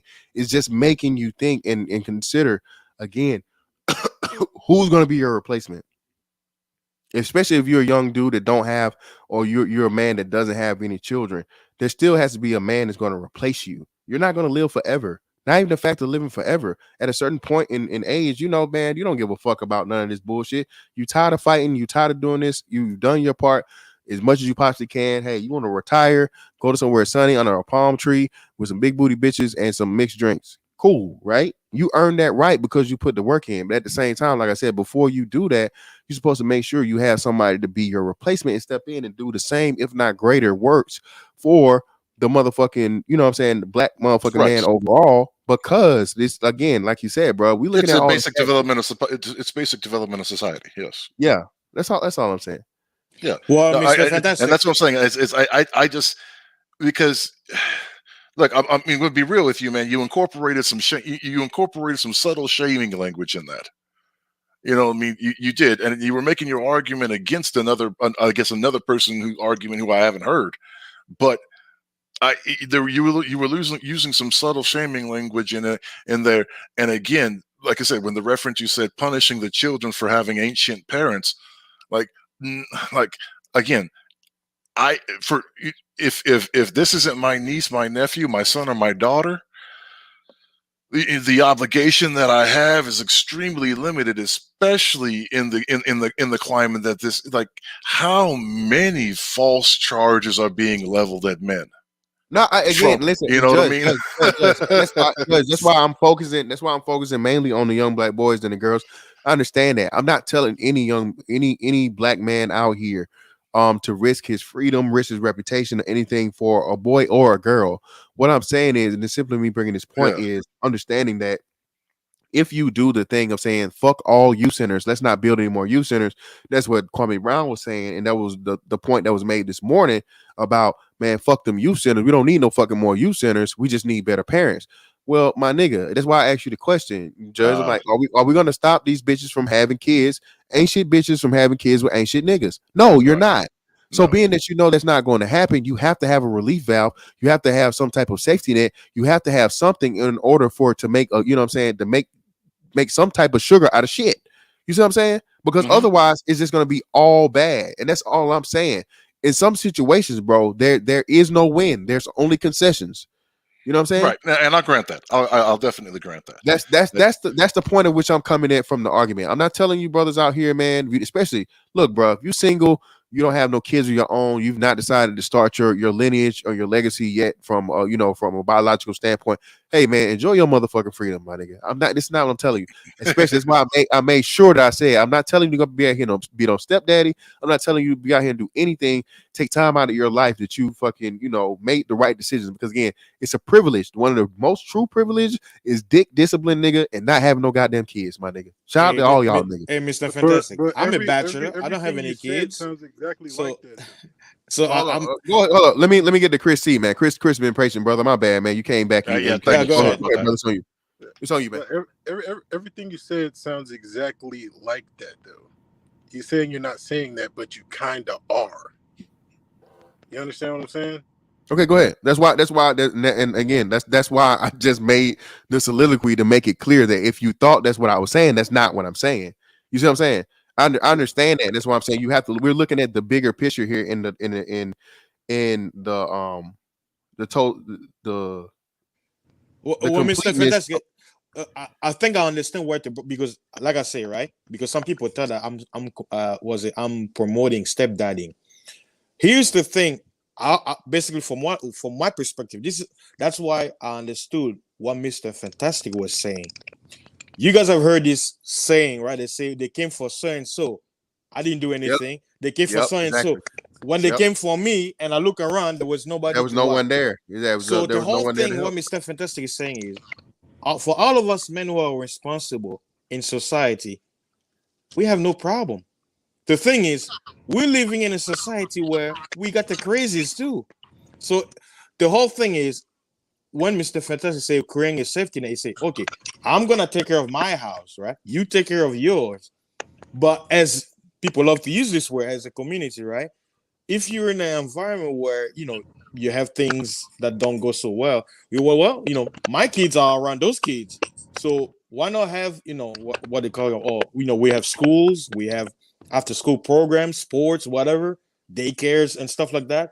If you look at all those institutions, it's a form of distraction, right? You have Let parents me who work and all that stuff. let So me say this real quick. yeah. Let me say this real quick. Fast and listen, bro. Take the greatest whatever you want to take ever. Michael Jordan, Muhammad Ali, or Floyd Mayweather, fucking whoever, right? You take them and you put them as an individual against a team, no matter how great they are, they're gonna lose. This is what we need to start realizing and understanding as black men, bro. This shit is bro. This shit right here that they're projecting, the fucking fourth turning and the what, bro, they're projecting another $6 trillion spent before the year's out. They're trying to get sick, bro. They're deliberately crashing the fucking economy, bro. Listen, this 2053 shit is not gonna last 20 more fucking years. Okay, I'm saying this from a state and a point of understanding war tactics and things like that or whatnot, what have you. Not saying that there's going to be any type of actual civil war, and not promoting that or whatever. One of you niggas got Chris, you got hell up feedback, bro. You doing chopsticks. I'm helping you out. My um bad. but I'm not saying I'm promoting that or wishing for any of that. What I'm saying though, man, is like I said, the shit that's about to happen is about to be of epic proportions. And the worst thing you need to worry about in the battlefield, bro, is friendly fire. We already have a big, huge issue of, the crab in the barrel mentalities, nigga lander mentality, and niggas not being able to trust niggas. I've seen this, bro. I've seen it real time. A white motherfucker that don't like, can't stand this motherfucker, bro. Can't stand him. But for the sake of the fucking the mission and getting the motherfucking job done and not letting the motherfucking nigga take that fucking position, bro, they would promote that motherfucking white boy. Same thing with Asians, same thing with Hispanics, same thing with Africans. And here I told y'all, bro, if niggas need to study Filipinos, nigga. All right? Filipinos are the tightest motherfucking nationality, race, demographic, whatever the fuck you want to call it ever. They don't fuck around, bro. But this is what I'm saying. We're getting to the point of where there are not going to be enough of us that are able, you know what I'm saying, to combat, to just do day-to-day everythings, right? And to be able to look for somebody like you in the room that's going to help you either establish something new or at least stay where you're at and not get overcome and get pushed out by everybody else. That's all I'm saying, man. No, and I get what you're saying, and I'm not saying it for everybody to go full on Trey the MBD. You know, I'm not. Oh hell no, me neither. Hell no, we ain't saying that shit. No, I mean, fantastic. Everything you did, everything you said sounds all good, sounds all well, but at the end of the day, the women are in control of the children. They have to be the ones to want that. We both have to want it, but they're the ones that are in control of the children. And if you do all of these things and they still got to go back home to their raggedy ass mama, all of that is for naught, bro. That's all I'm saying, really. Yeah. Well, hold up, but this is the thing, and I have several examples that counters that and disproves it. Again, no matter what you may think of a LeBron James or a Bo Jackson or any of these other prominent black men born to single mothers, they still became to their level of prominence and influence despite that. You know what I'm Right, saying? but you can't use okay. But hold You on, hold on, can't hold on. you Wait, can't Judge, use I it. know. You can't use exceptions as your barometer. Hold on, it's not just them. Hold on, Judge. This is what I'm saying. I'm pretty sure, Judge, if you thought about it, if you looked and you thought about it when you grew up with the dude, the more common guy, right? Not the LeBron James, not the multi-million dollar fucking superstar, whatever the fuck. The guy that's just making, 50K, 75K, 100K, and he grew up next to you in the same neighborhood. His mom was an addict. You see what I'm saying? Right. Like you said, Judge, that's the argument that you made earlier. The majority of us are thriving in spite of, okay, with no guidance, with nobody there to tell us. So this is what I'm saying. The only thing I'm trying to do, man, is make it as to where if and when, those that want to learn, okay, those that want to. I'm not telling you to go out here and be no motherfucking Salvation Army or be Jesus, nigga. That's not what I'm saying. I'm just saying, bro, we have to be extremely careful in the time that we're in right now. Again, we're pretty much at the peak of this big ass huge success run that black men have had and this America as a whole has had. After this thing happens that's projected to come up here within whatever time, we're not sure as to when it's actually going to hit, bro, we're going to need as many hands on deck as possible. And that's all I'm saying, man. And the kids need to the kids need to be gotten as soon as, and you know what I'm saying, as early as possible, because man, I'm telling you, and I seen this with my own son. All right, I had this conversation with my son, and I didn't lose my fucking son, my blood, bro.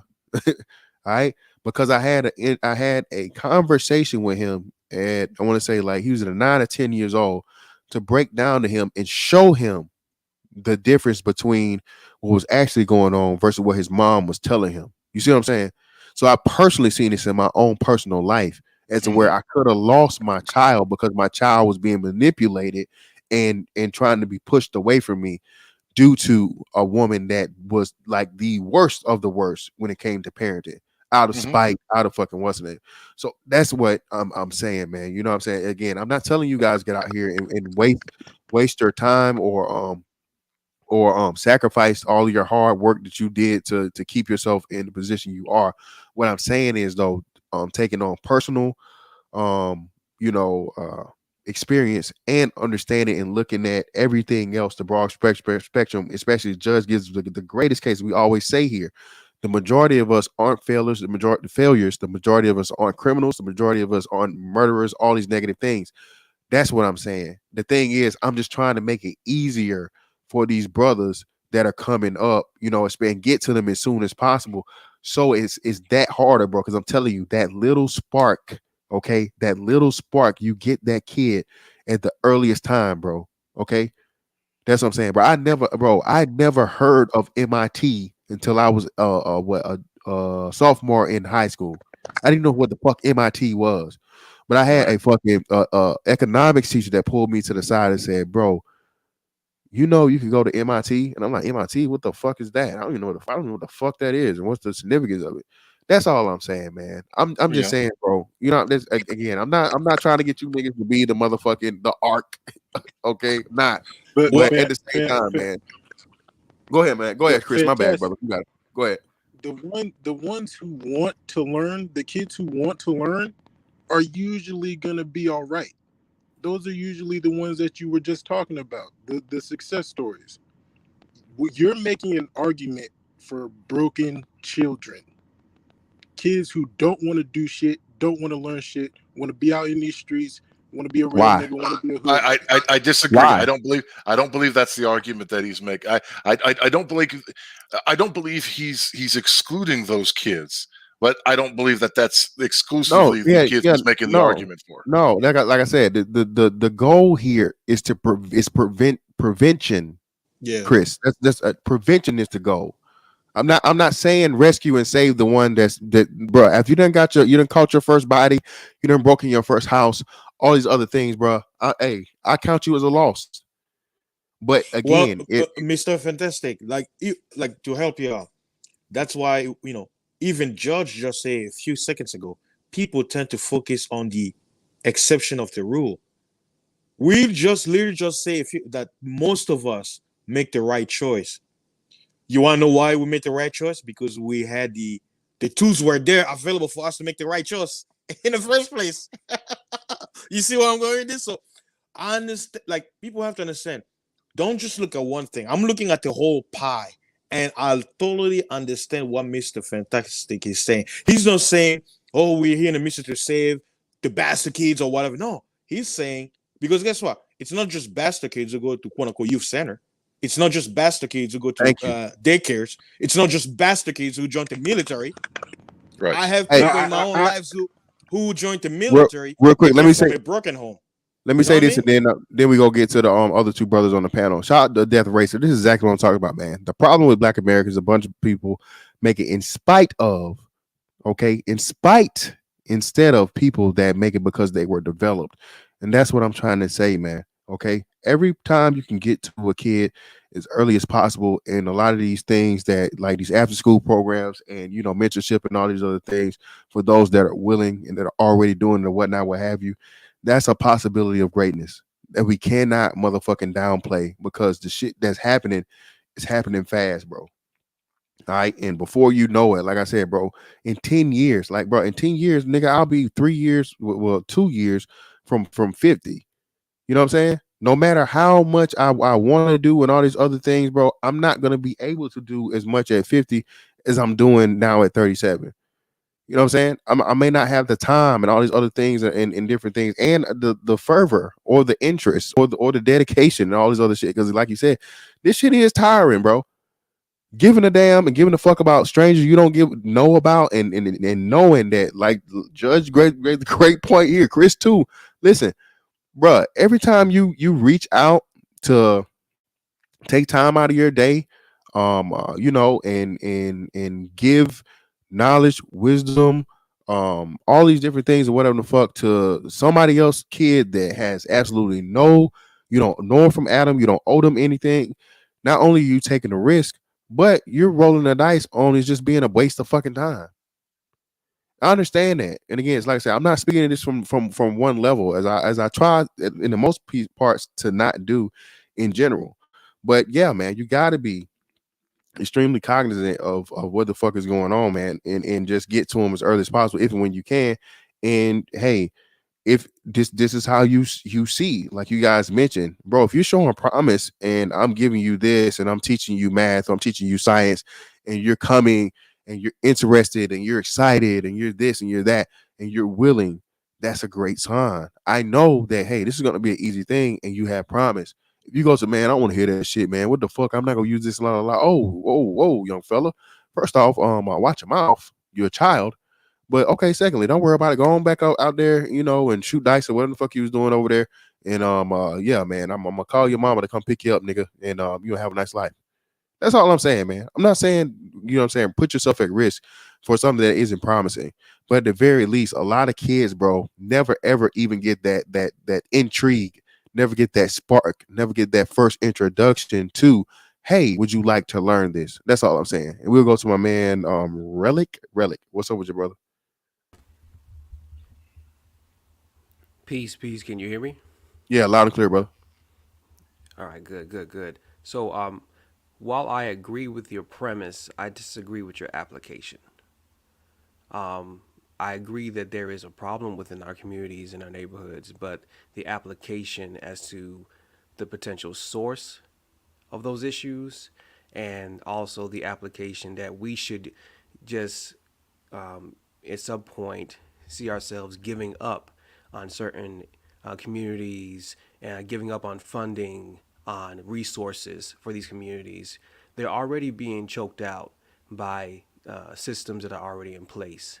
And it is our responsibility to have some sense of dignity and some sense of concern and some sense of self-worth in our own communities. If you go to other predominant communities that build up and promote and bring businesses around those communities, it's not because of gentrification all the time, but it's also because people in those communities value each other and they galvanize together to bring about a better response to the community's needs at large. Now, earlier in the conversation, I wrote down some of the points you were making. There was a discussion about, the women in our community. We can't control them sleeping or getting pregnant and all this kind of stuff. I think we need to hold the men just as much as accountable for what they're doing and their actions. Maybe it's because we promote being and having this image of a black male not being in a home so much in our music, in our videos, in our culture, that it's almost a part of the system, almost uncommon. We find ourselves numb to the situation that has arisen within our communities. Our black women need us just as much as we need them. It is important that we work with them hand in hand to raise up the children in our communities that we are responsible for. I agree you can't control adults and their actions. However, to superimpose a problem in our community on one side of the family, be it the mother or the father, is a little bit short of what the main system and what the problem is. Now, I have to again, rebut. sure, no I problem. have I'll to let you rebut. rebut. I'll let you rebut. Let me finish, brother, and let me finish. Secondly, the systems that are in place are already have a chokehold in our communities. The poverty levels are high in some of our communities, not simply because of our own decisions and actions, but simply because uh, our funding is different, our educational systems are different, the policing in our neighborhoods are different. And so when you look at all of these factors and not simply just one particular portion or the other, like a woman or a man, if you look at all of these factors, we can see that there is a great need in the communities that go beyond just simply having a conversation with the women in our communities or pinpointing things on them. Thirdly, the last thing I want to say, and I'll let Brother rebut, is that we can't call anybody a lost cause, because just as much as we are saying that, hey, you're a lost cause because you do this, because you have a record, That's false. because you may have You may have an idea of somebody who has, not made the best choices in life. Does not mean we remove the opportunity for change. If we are going to be the thing that makes our communities better, we have to not be in the position to where we just give up just because. What it is that when we realize the depth of the need in our communities, we ourselves are unable to provide that alone. And when you're out there by yourself working in the communities, it does get hard. It does get frustrating. And then you start assimilating and assuming some of the outside ideas about what's wrong with our systems in our communities. And we start blaming everybody and pointing the finger everywhere and everywhere at each other to the point where we can't even fix ourselves because we're too busy arguing. So we can never give up on our communities. We can never give up on our black women, and we can never give up on our black children. All right, let me read the super chat, man. Then we go. I'm gonna say something. Then I'm gonna kick it to the judge. Shout out to my man Mike M for the 50 ball, 20, 43 at this rate, man. Hey, man, that's generous, brother. I would definitely cut that thing down to more like 20, 30, 33 at this point. I don't see another 20 plus years of this, man. I just don't at the rate we're at. Appreciate you, brother, for the 50 ball. Just real quick, brother. Listen, man. You you have a whole bunch of fundamental differences that have pretty much been proven over time. It's just not going to work. This whole thing about, and this is what I'm saying. Um, there are lost causes. There are people that should be thrown away because all crimes, all criminals aren't created equal. A person that takes another person's life or does any type of sexual improprieties, I refuse to. They will never ever sit at a table with me. We have nothing in common. We have nothing to talk about. You're going about your way. Okay. Drug sales and things like that. I understand that drugs are becoming legal, but at the same time, like I said, depending on the level of it, that could be an argument too, because those people themselves are still poisoning their own communities. But and the whole thing about our black women, and bro, black women aren't ours. They've said that. Black women have said that we don't belong to you. We are not yours. We have this. We have that. We can date out. We can divest. We can do all these other things. So you're fighting for a group of women that will not fight for you. Have not fought for you. Refuse to fight for you. That's not And true. well, okay, brother. And then you Actively also fight against you. you They also actively provided fight you against also you. you also provided a false equivalency. You said that you cannot Okay. sit down at the table with people who murder somebody else, but you understand drugs in the community. Don't drugs kill people? Well, no, brother. That's what I said. No, No, come I on, said. come on now, Wait. come on now. Do Well, hold drugs on. I kill didn't. people? Yeah, Do yeah. drugs kill people? Yes, if you take Okay, Possibly. okay, 47 aspirin, all you right. will die. But you just said that you can also understand that. So this is what I'm trying to say is that the sympathy we give to some of the cultural norms which we have absorbed and are numb to now, we can build excuses and reasons for why they're happening. But when it comes to principles, like you said, that fundamental principles, if we're going to take the line that you can't sit down at the table with a murderer ever again because they committed a murder, then you cannot sit down at the table with any drug dealer that's in your community. You cannot Well, sit down at the table with well, anybody who goes into. every drug dealer, hold on, every Wait drug for dealer him. hasn't killed someone, and you're deliberately jumping over Oh, murderer. okay, okay, Wait, hold on, okay. wait, So now the hold on, exception to the hold on, rule brother. counts. Wait, See no, now, brother, yeah, wait, okay, I'm hold gonna on, let you brother. talk. Go ahead. All right. So listen. First off, you're deliberately jumping over the sexual improprieties. I notice you aren't mentioning that at all because again, pretty much everyone understands that that's an unnecessary crime. And no way, shape, form, or fashion is there an excuse for forcing yourself upon a person sexually. Okay, so I'm going to point out the fact that you're deliberately jumping over that. Okay, point for me. Secondly, again, murder is questionable because again, just because you murdered someone, you can murder someone in self-defense. So murder will be again a case by case basis and all these other things. And I said with the drug situation, that will also be a case by case basis because again, if you're just some motherfucking selling weed or whatever the fuck, I don't. Can you tell me the last person that died from weed? But we know there's still people in jail to this day over possession and trafficking marijuana sales. So that's why I say, man, this Well, is a weed's case not by a case drug, basis. brother. That's problem number one.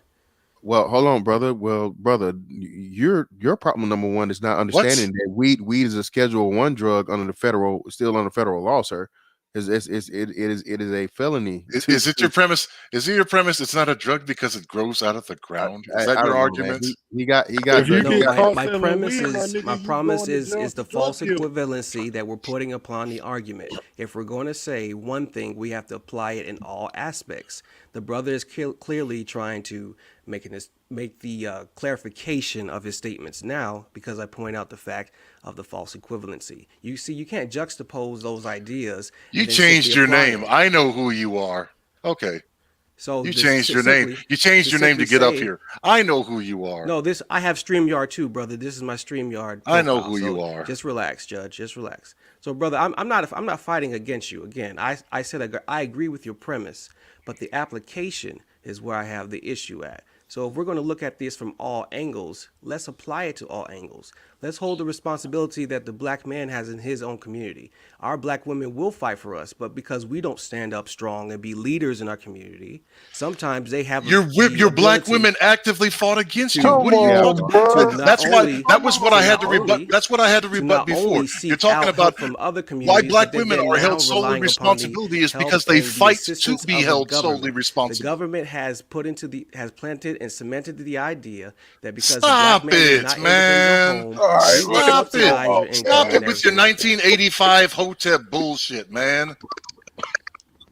This Yeah, this You brother. got there's documented records, and they said it out of their own fucking mouth. They Yeah, actively fought and cooperated with the people that you're supposedly against, the white man, that you're fucking against, to actively I never said strip the you white of man. your rights of I never said that. parentage. I never said But Right, that. and then you're real going to quick, call I them never. our women that we need to yeah, work with because That's right. they're There being are women unjustly because held no, they're not. let me responsibility ask They're for you the not this our women question. women, bro. because when they're Do any of you brothers have? 100% Do because any when of they're you brothers not have a belly 100% you button? can have responsible them. Do you for the have a belly button, pregnancies that brother? they have. Do you have a belly button, brother? What the fuck? Do you have a navel? Yes or Everyone no? does. Everyone does, That means fam. you. That means you came from a woman. The source of All your righty. existence No today fucking come shit. Wow. All comes right. from Well, a brother, woman. Really? hold on. That's I'm gonna put right. you. Hey, all right, brother, I'll, all right. I'll, Let's I'll fall hold back. for a second, I'll brother. fall Hold, back. hold for. Really, Yes, sir. guy? Yeah, Do hold for you a second. have gills? That means Uh, you're not a uh, fish. hold on. We got my man Black Curls in the building. Go ahead, Black Curls. It's on you, brother. Do you have hooves? Nope, you're not a bovine. Black Curls, you there? You on mute, bro. All right. Well, let me get back to the brother here real quick. Yeah. Listen, Come man. on, This. man. Listen, bro. Women don't create life, brother. They carry it. Okay. So a woman can't birth a child without first the man. Again, you're a hotel brother, right? So you understand the motherfucking the seed and the soil, correct? So again, you can't have something come forth from the soil without the seed being planted, my brother. All right. Hotep. So this whole thing about do you have a navel? Come on, man. Stop it, bro. Hey, and May I not only that, respond? Mr. Fantastic, watch this. A man May I can respond? impregnate 1,000 women, but have you ever seen a woman get impregnated by 1,000 men and they all put their seed? Never May happened I before, have respond? you? Like, can I respond? Go ahead, brother. Go ahead. Yes, you can waste another 15 minutes. Appreciate it. And brother Judge, I respect you. I never said anything against you personally, so I don't understand. I'm not saying why you. anything against you. I'm saying your I arguments are know, bullshit. but okay, that's fine. I You can didn't. Did I disagree, call you a bitch? Did I call you anything like that? No. Your arguments are brother. bullshit. Okay, that's fine. Don't take me You to sound dismantling like your one. arguments as a personal attack. It's your arguments Go that ahead are and faulty. respond. Yes, I agree. See, that was my point in the beginning. The premise is okay, but the application is the problem. See, we earlier we were talking about the women. We can't control these women getting pregnant. Well, we contribute to that, do we not? By your example that you gave, Mr. Fantastic, you said that the seed needs to go into the ground, right? So we are contributing to the issue that you are promoting in the community is solely upon the woman. The So when I woman masturbate, cannot. so wait a minute. Sir, Wait a minute. brother, Now your brother, argument, Nobody when I said it's masturbate, solely when I upon the masturbate, woman, I brother. commit abortion. Oh I don't God. know what you do when you masturbate, brother. That's Well, on hold you. on. That's Wait. between you and Wait. yourself. Well, hold on. Relic. What's wrong, Israel? Well, hold on, Let relic, me, brother. And if I could this, finish, brother. If I well, could hold on, just finish, real I'll quick. let you go. I gotta say, Yes, sir. Go ahead. I gotta say this, and then you can continue, brother. You say we. You keep saying we. What percentage of we out here getting these women pregnant? I don't understand your question. Can you say that again? I'll ask it Let me again. get the white I'll man ask on the phone. what percentage of we, meaning we being black men, are out here impregnating these black women? 100%. That's No, it's what not percentage. 100%. You said what percentage of No, that was men me. are That was me. having? That was Let me. let me just make sure I'm understanding your question correctly. You're asking me what percentage of men are actually having sex with women, and then those Not women. having sex with women I or know. getting women I'm still pregnant. asking the question. Yeah, but they have to have sex to get them pregnant. So they're having sex with women. They're getting them pregnant. What percentage of that is a number for that? At what Yeah. rate? Yes. What's the rate? Well, I don't know the percentage. I can't give you a number to that. Okay. I Well, don't this is think what nobody We on this have the panel could numbers do though. that. We have the numbers. No, I don't. yeah. I don't think that nobody on this panel could tell you the success rate of pregnancies. No, we have the in numbers, past. bro. We Yeah. have the Okay. numbers, bro. Okay. There are, Great. there are Great. Pull more that up. single black men who don't have any Yeah. kids in Yeah. America than So anywhere. so this is what we're trying to tell you, There are brother. more Listen. single black men with children than women. No, without children. Without, No. Without without, children. without. I don't have any kids. Without I'm a part children. of that number. What Yes. number though? What was the 50 number? it's 50% of I think it's 50+% of black men are single and childless. 51. And Yeah. furthermore, do you know the percentage of black women that have multiple children by multiple men? This dude Do knows I all say this. that He's again? been I'm here sorry. before. I just can't remember his name. I can't. Can you It's say that again, brother? it's You broke up a little it's bit. something truth name or something like that. Yeah. Oh, but I know this The fucking dude's percentage voice of and I know women his that are single arguments. mothers. yeah, how many? Is that What's what the you're percentage saying? of single mothers? What's the percentage of single mothers that have multiple children by multiple men? Black single mothers, of course. I don't have a number for you, brother. I Okay, don't it's know that 60. It's statistic. 60%. It's 60. It's So is that 60%, high or bro. low? Is that high or low? No, it's extremely high. But It's the what majority. you're How Okay, missing? so high? if it's okay, but wait, What if you're it's missing? extremely Hold on, high, fam. that means that Fam, there are contributing factors that we have to consider that qualify and quantify those numbers. See, we just can't simply say that because there are men who have had relations with women and they haven't produced children is lower than the women who are actually coming to the full term of babies and having these babies. That's again, that's a wrong premise. Those are What bad is the examples to what is give. the other name So that the you go by, hearsay. Relic? Relic is not the regular name that you go by. What's the other YouTube name that you go by, Relic? You know I Brother, know. my name You is know I Relic. got you pegged. You know Go I already ahead. know who you are. Go But I ahead. can't Go tell. ahead. I just can't I remember the don't get name down with that, exactly. brother. Brother, Yes, you my name do. is Come Relic. on, You man. see You're my name. bullshit. You're Mr. bullshit, man. Fantastic. I believe that you're describing a great and interesting topic in this discussion. Again, the premise I don't have a problem with, but it's the application that we need to take a closer look at the contributing factors within our communities. It's not Okay. simply just one thing. Just like there's simply not one resolution. Youth centers can't save all the problems of the black community. We know that. Voting doesn't save all the answers in the black community. We know that. Money, finances, resources, all of these things must contribute to all of the needs of the community. We have to stop playing the blame game. We have to stop getting on the internet and trying to troll and Wait a make all minute. these things and all these Am I not allowed to assumptions. You're blame the blaming person? the men I, right I'm now. not saying. Wait a minute. Am I I not didn't say allowed to blame anybody the was. person who punched me in the eye, who gave me a black eye? Am I not allowed to tell them that you gave me a black eye? We need to continue to push forward the narrative of Yeah. knowledge of self. The understanding of where we were back in our ancient times, how were we brought up, the That matriarchal system that we were under, the understanding the that women were wingless king's equal, argument. Holy the shit. people, the understanding that women and black men were equal in our societies. We held our women just as much as high esteem as they hold us equally. I was just having this conversation with my wife earlier today. So the Where? idea When? of this. Where? When? Where? Oh, you when? can tune into our podcast, Illuminating the No, Divide. where? When? Where? When? Tune into our podcast, Illuminating No, the Divide. Episodes going up. Where So, and brother, when did I black men understand. and women hold each other in such high esteem? Where and when? in antiquity. He's Where? talking about ancient time. He's talking about ancient times, bro. Again, How do where they hold and I'm it? talking when? about even They have today. ages. Even today. Even today. No, no, no, no, Even no, no, even no, today, We're no. pre. You're changing We're your bringing up. again. Nope. You're playing word games. Nope. Nope. I'm You- telling you- you that we must look back in at our antiquity, where history. and when? We In must look Wait, antiquity, at where and yesterday to let you brought. understand let Look, me where do we are this. these today are in your order to this go is your forward own in the arguments. future. Don't And change your so we arguments must be after I able ask to you the come question to together. clarify. The family unit doesn't consist of simply one person. It's father, mother, and Where and child. when, The sir? original idea and Where concept of the and when, family, sir?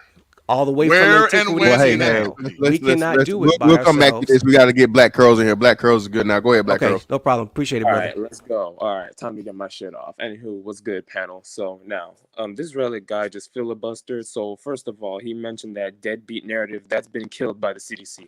Black men are the most involved Yeah. fathers. We come from a female community that hates the men and try to shut the men out. So black men go out of their way to try to be with their kids.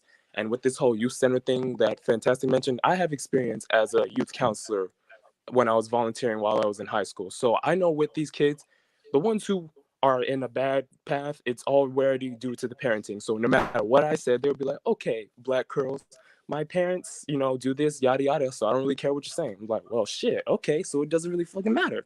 The ones who are on the right path were already doing the good shit, and they would ask me if they need help from me. So for the most part, it's up to the parents. It starts at the home because you mentioned the Asian dynamic earlier.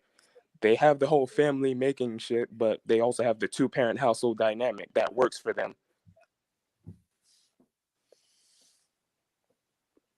Did you cut out or were you done? No, I'm done. Okay, cool. Yeah. Well, listen, brother. Well, hold You've been on. too used to long-winded motherfuckers like me. Well, Black Curls. Listen, you still, and I'm glad you said you have actual experience there, because this is what I'm saying, Black Curls, and this is what I'm saying. From the young people that you were able to help, did you not have any of those conversations with them as to where you helped teach them something new, or you saw something in them that no one else had ever told them about? And again, like I said, that sparked that intrigue, or the just the learning process and all these different things, especially from a Black perspective. Do you feel like you made a major impact of the children that you did have, the, I guess, interactions with? Oh, okay. So, all right. So, to answer your question, there's some truth to what you're saying. Yes, I did make some of the impact if they came from a good home. That's why I mentioned the part where if I said something, they're like, Black Curls, you're saying this and you might be right, but my parents let me do this, yada, yada. So, I'm still getting in trouble. And these same kids will get in trouble over and over and over. It always starts with the Okay, so home. you That's saying going to you be my never, there was firm pretty thing. much a 0%. There was a 0% No, I conversion said rate of, there's. huh? No, I'm not. I'm just saying, yeah, there's a low conversion rate if there is any with some of these and Okay. kids. and again, I can attest to that to when they're older. Again, nobody has done more in-depth field work in jails and prisons on this panel than I have. No one. 9 years, Yep. better part of 9 years, 24 fucking But Judge, 7, that's no what we trying days to see, off. man. We trying to keep her from getting to that point of being able to have to do that field And, work, brother. and again, the recidivism rate is what it is. The revolving door is what it is. People willing to put forth the effort to not become a part of that are the percentages that they are. And that's just, again, beyond the stage where, and again, I went in at a not the youngest age, but a young age, just riding on the coattails of what Black Curl said, again, to the upper age. And again, I am not averse to having these programs and having the availability of these programs. Not averse, but I can't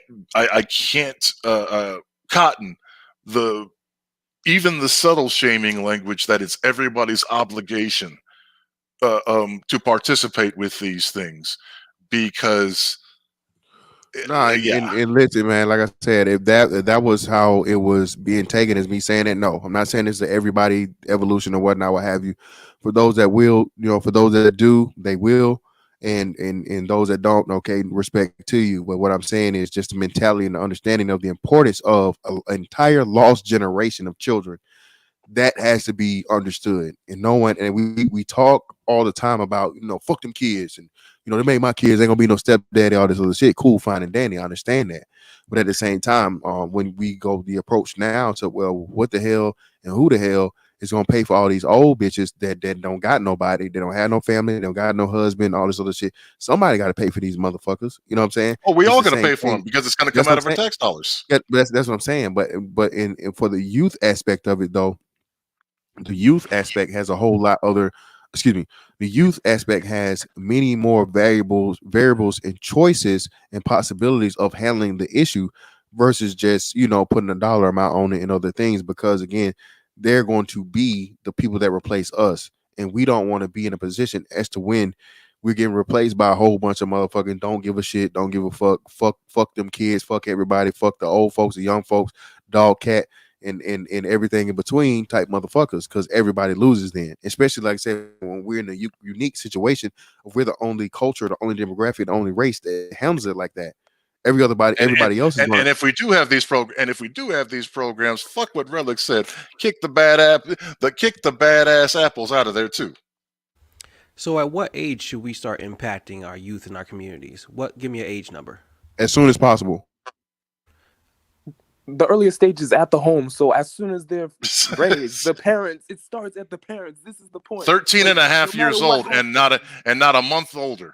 Yeah, that's too late, man. Like I said, by the teenage years, they're done. Like I said, if you can, if It's there's a ridiculous question. Yeah, I man. agree with that. I read a book by Dr. Jawanza Kunjufu, Countering the Conspiracy to Destroy Black Boys. He proposes that the idea of a teenager is too late. I agree with that.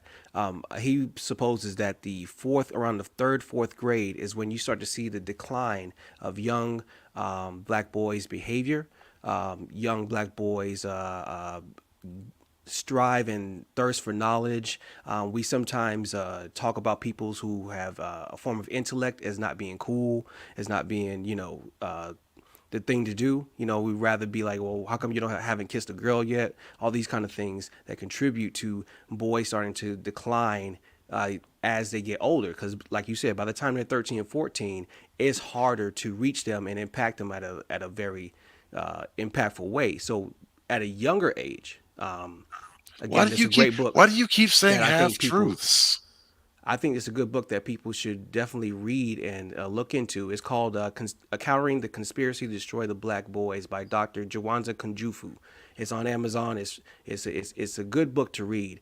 It'll be on the shelf right next to J.A. Rogers. So again, there's a lot of things that we can talk about here and everything. And I just wanted to know what you guys' opinion was on what age do you feel we need to start impacting the youth, and then maybe turning that into getting into the families, like Black Curls was saying. In utero. I mean, all of that sounds great. It does. It really does. But at the end of the day, there is no bigger impact than the home. We can't deny that, and we can't look over that. And this is what Relic's omitting. that. I already mentioned. And there are legal structures in place to prevent you as a penis owner having a say in it. Exactly, Judge. This community will not let the black man run the fucking show. He cannot fucking implement anything. You already got this mother who runs this fucking system against the men to try to indoctrinate the children with the bullshit she's being taught, and the father cannot get in the way and intervene. Why do you think that is? Because they fought for it. Yeah, because they fought to change the laws in their benefit. Hold on, real quick. Let me hop real quick. Hold on, let me hop. Brother Relic, you mentioned that you were married. If you don't mind divulging, how long have you been married? Been married 10 years. 10 years. Okay, congratulations. Do you have any children? Yep, I have 2 children. I have a girl and I have a boy. Okay, cool, great. All right, so being that you're in a 2-parent. Go ahead. Sorry.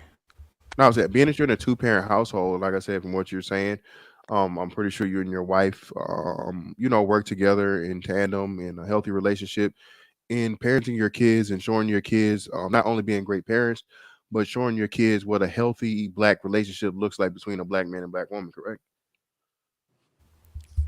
Well, we try to do that. We're not perfect. I'm not gonna Damn, sit brother, on you're here and supposed to say say yeah. That was just supposed to be a blanket yeah, man. I know. I'm sorry. Hey, I'm sorry. we'll We get try. worried We now. try. You know, Ike Turner out here, but nah, man. But seriously, this we Do No, saying, you we believe right? you have a really greater? try. Do We you really believe that you try to have? be the best parents that we can be. Sure, But but you Do make you believe mistakes that and you have you a learn greater as you impact grow than the as you greater can. society at large?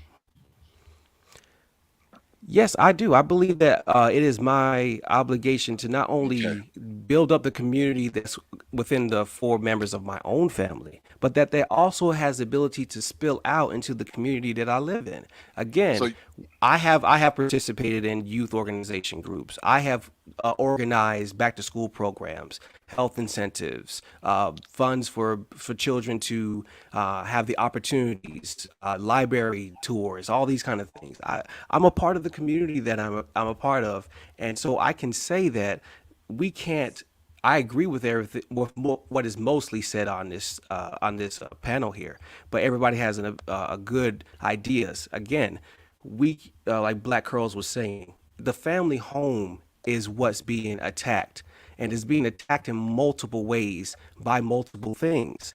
And if it's not we just the as a family home; it's if I society was at see, it's large. easy for You me keep as a saying black half man to say, truths. it's easy for me as a black man to say, you know what, I can't get along with my black woman anymore. Forget her, forget these kids. I'm just gonna walk out. Now, who holds the responsibility of raising up the home now? Is it the mother? The mother raises boys. At a certain age, them boys gonna be trying the mother. They're not gonna listen Have, to her anymore. have you ever Women heard? need women need men Have just you as much as ever men need heard women. Have you ever heard of the tragedy of the Catholic schoolgirl?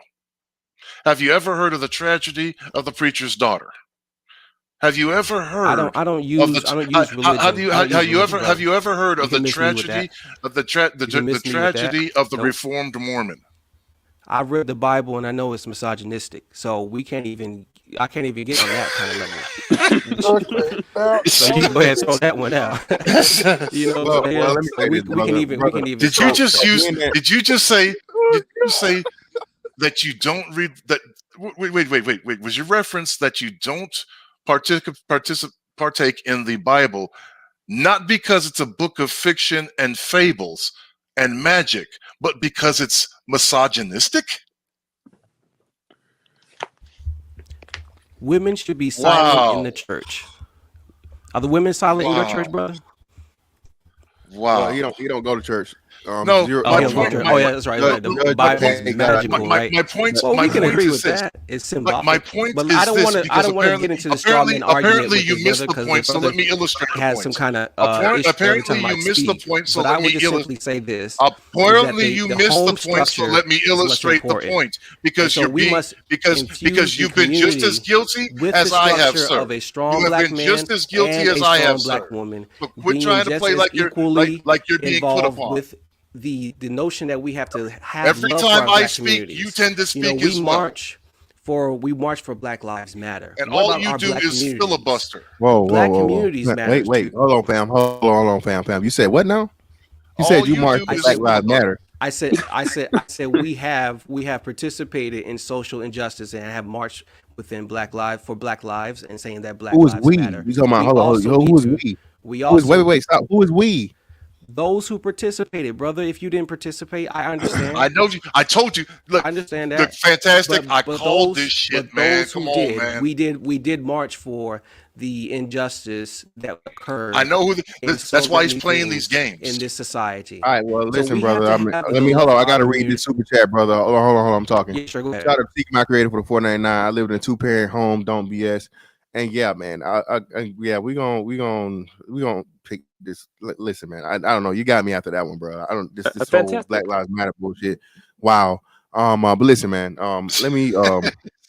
Yeah, you took me out with that let one, me fam. finish. I'm sorry. Let No, me just finish my you've thought. been Let me you finish my you thought. look Yeah, again. no, really. Yeah, bro. I come from a said, 2-parent home. the host has already said, go ahead, do that some other time. Are you the host, Nah, brother? really. What I'm going to do is illustrate the point that you filibustered through. The Yeah. point Oh, I'm sorry. of the I'll fall tragedy, back. I'll fall back. the point of the tragedy of the Catholic schoolgirl, the point of the tragedy of the preacher's daughter, the point of the tragedy of the non-practicing Mormon, is to say that they came from religious and stout houses and got turned out. Society has much more of a greater impact upon your children and people at large than their in-house upbringing, and it's proven over and over and over again, way more often than somebody being a good person just because of the way that they were raised. I believe intrinsic value can only be inserted through the parents. They are the ones who have the majority of the time beyond the hours of school. We cannot sit here and simply say that it's totally That statement societal. means nothing.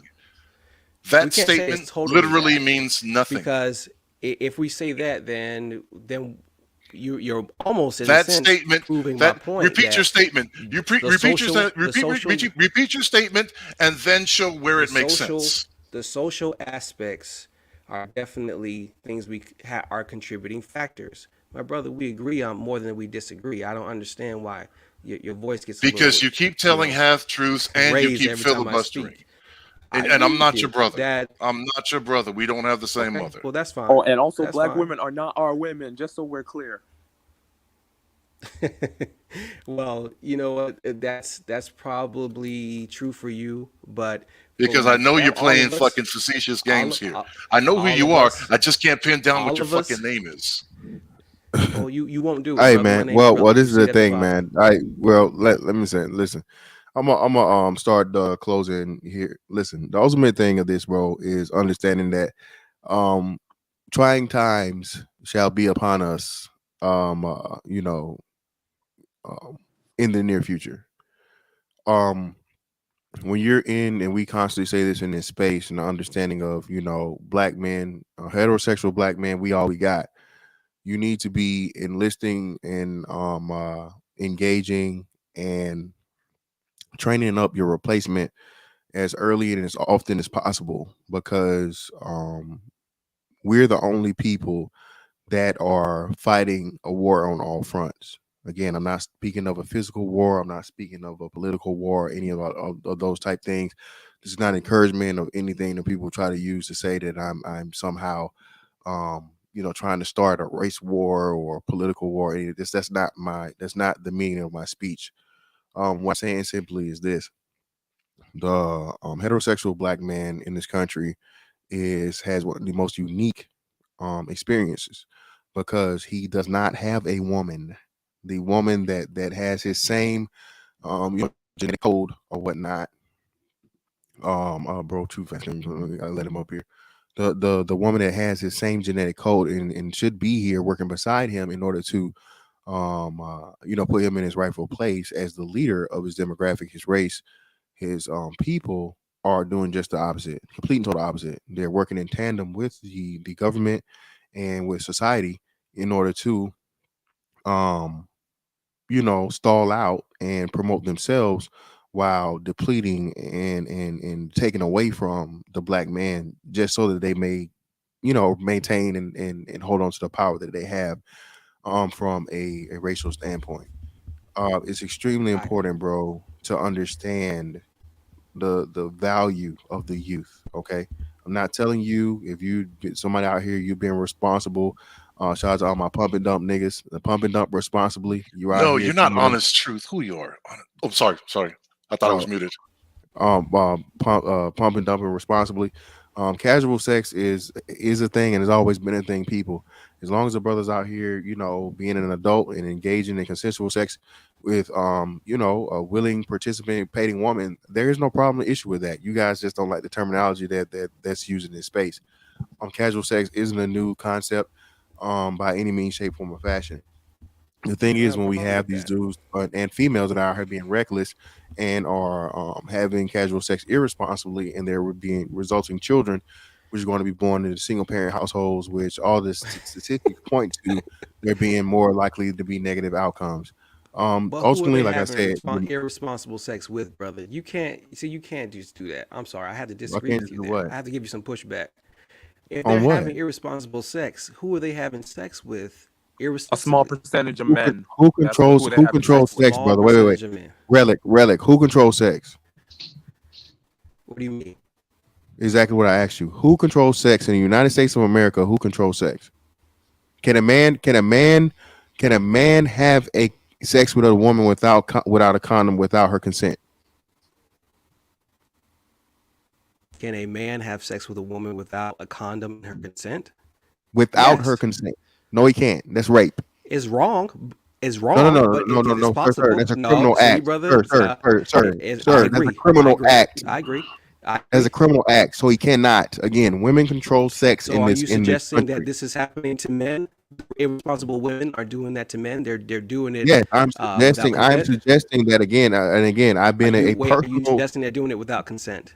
brother. I've Man, where experienced. you find this nigga fantastic, man? Hey, Who the fuck I is don't this know, old man. stepping ass nigga, man? You What got the the king tut. You got the man? king Hey, tut bro. head, man. Hey, I'm saying, I bro, just this don't nigga is understand how a we can Honest whole sit here truth. and goddamn simply Honest clown say, truth. out here, Your bro. name I is can't Honest Truth. understand Your why we name can is just Honest simply Truth. sit here Honest and truth. say that the Who's honest women truth? are Yes, having your name Who's is honest fucking truth? Honest Nah, Truth. hey, Judge, I know it that's fucking when is. it not honest takes truth. when it takes That's not both honest truth. parties This to something have different.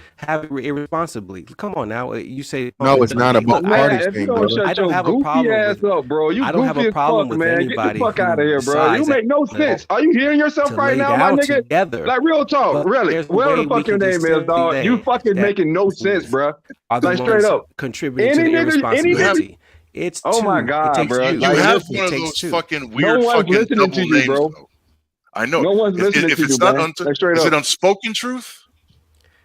I You're understand that one you of may not like what Man, I'm it I ain't saying, know but shit it's true. the truth. It ain't shit You true you about can't know this I'm nigga, sit here fucking man. and on say to you, that motherfucker. only women Yeah. are out here having irresponsible activities when it comes to Again, sex. Because relic. you There's can't get leaves, into her there's all these legs. things. It takes two. There's It no takes such two. thing as It an takes two. accidental pregnancy. Yeah.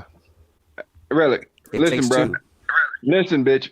I mean, We cannot Relic. see here. We can't Listen, simply see man. here, bro. There is Please no refrain from the such names. thing as an Brother, I don't know who you accidental are, pregnancy. but hey, Look, bro. I ain't the one, bro. So again, if Look, we're bro. going to Listen. contribute to the conversation intellectually, then we can do that. But the name calling ain't cool, bro. Yeah, man. My bad, bro. I mean, you was acting like a bitch, man. So it kind of came out, reflexively. You know what I mean? Honestly, I couldn't even control myself, man. The bitch made tendency kind of made Maybe me you're call just you a bitch. immature. Maybe Yeah, that's well, what it is. just a little bit. Maybe Just a little bit. you I'll come take from that. these homes Mr. I'll take that Fantastic on was the chin, talking man. about. Maybe you were Anyway, raised by man. your mother and you got some feminine Hey, traits. You need to hey, check bro. yourself, brother. Hey, my nigga. See? Listen, Yeah. bro. You're not Look, making now sense, he bro. Wait a minute. Stop You're that. not That's making So sense, misogyny, bro. sir. Like dead ass. let's go That is Everybody knows, bro. misogyny and misandry at the intellectual same way. time. We cannot My nigga. simply sit here Everybody and say on these this things, motherfucking panel, everybody in the world contributing to know the that women detriment of our control women. the access to A sex, my woman nigga. doesn't Straight up. control anything. Yes. Oh my God, Women you fucking gives retarded, the nigga. Like, what's going on? consent. What world are you Now, living Consensual in, now is my you two nigga? sound like people the misogynist. What agreeing world are you upon living in? Now you sound like the Can you as a man just walk up to consensual any is bitch? What's the likelihood of any bitch saying, yeah, let's go fuck, compared to a bad bitch walking up to a fucking line of niggas saying, you want to fuck? Majority of the times, the bitch is gonna basically get every nigga that she walk up to, young, old, all of them wanting to fuck. You doing the same thing, your ass gonna get a fucking charge, bro. So that fucking point I know alone, you have one of those that fucking point names like alone, that consciously fucking awake. negates everything you're saying right now. Consciously That point awake. alone negates It's everything crazy. you're saying. Enlightened You're not Is this living the in level reality. of immaturity that we have? You're not have one living of in those reality. Every The woman level that of opens maturity of a nigga that's legs to talking us, about we he just going to jump march in. in BLM, dog. Do we You talking have no about level of dignity when we carry maturity and you ourselves in our fucking marching communities? for BLM? Everything. BLM is a fucking organization that's just Judge, you might supposed be to. right. Told me. My It's one of mentor those. told I'm me telling that you, it's one I'm of those saying though, fucking dog, names, how man. any nigga talking about level of Nick's maturity and you comment. out here marching for everything you BLM, catch dog? is What the fuck are you information. talking about, bro? That makes no Everything sense. you catch is not The same for you to eat. BLM that uses honest, black the men honest just for truth clout is and way money. more That BLM. condescending than this guy is. It's not. I have to apologize, Fantastic. I know you gave me some leash. I appreciate it. I fixated on something that I shouldn't have and may have brought this on. So I appreciate you giving me the leash. I'm not going to apologize for my suspicions, but I shouldn't have. I shouldn't have presented myself in that manner on your. Well, no. It's somebody else that's saying the same thing you're saying. Shout out to Nick Taylor in the building. They're saying he sounds like somebody named this Honest Truth person. I don't know who Honest Truth is, but someone else picked up on the same thing you did. So it's one of those. It's one of those names like that. I just So can't Relic, get it. Relic, man, Relic. you Hold on, bro. fucking up the truth, Truth, man. hold You on, fucking up- bro. you fucking up Hold on, words. bro. Yeah, go ahead, bro. Hold on. So Relic, are you this? Do you go by any other name on YouTube than Relic? My name is my name, brother. That's that nigga. Yeah. That's Okay. that nigga. Look, man. That's that nigga, You man. see my name in there? I'm not the worst man in the world. We out on that one, man. Nigga, who the fuck you is, Batman? With the Marlo, I man. know who I am. I could This just. nigga I'm not just the hit smartest Marlo man in the world, Tastic. but He I'm just not hit Marlo Tastic Relic with the is my Marlo, man. Thank you, You brother. can find my podcast on Illuminating the Divide on your favorite streaming podcast platform. Hey, man, this name is nigga Relic. done dropped the podcast. He done dropped the YouTube channel. He done dropped the book on Amazon. Hey, man, you are a master. You are a master Hey, go promoter, subscribe brother. to Mr. Fantastic, man. Mr. Fantastic is awesome. Master promoter, brother. Thank you. But hey, man, greatly appreciate you guys coming up, man. This was a very interesting conversation. Shout out to Judge, man. Thank you, Judge, for proving the fact that, bro, we don't always agree here. And again, I love it when we actually do this and brothers come up and put my feet to the fire, or when we do the same thing to each other, man. This ain't just we're not the go along, get along gang, man. Shout out to motherfucking Kwame and this bitch. You find differences or disagreements or fundamental flaws in what a brother's saying, man. You challenge and you have them clarify. And I'm glad Judge did that because I was able to, and Chris, shout out to the brother Chris, to clarify and fully flesh out what I was trying to say to pretty much eliminate any type of contradictions or things that people may try and say that I'm doing to previous things and to the principles we hold here in this space. But ultimately, man, all in all, man, greatly appreciate everybody for coming out, bro. It's wonderful panel, man. You know what I'm saying? So greatly appreciate you guys. That's that on that one, bro. I'll catch y'all on the next one. Holla.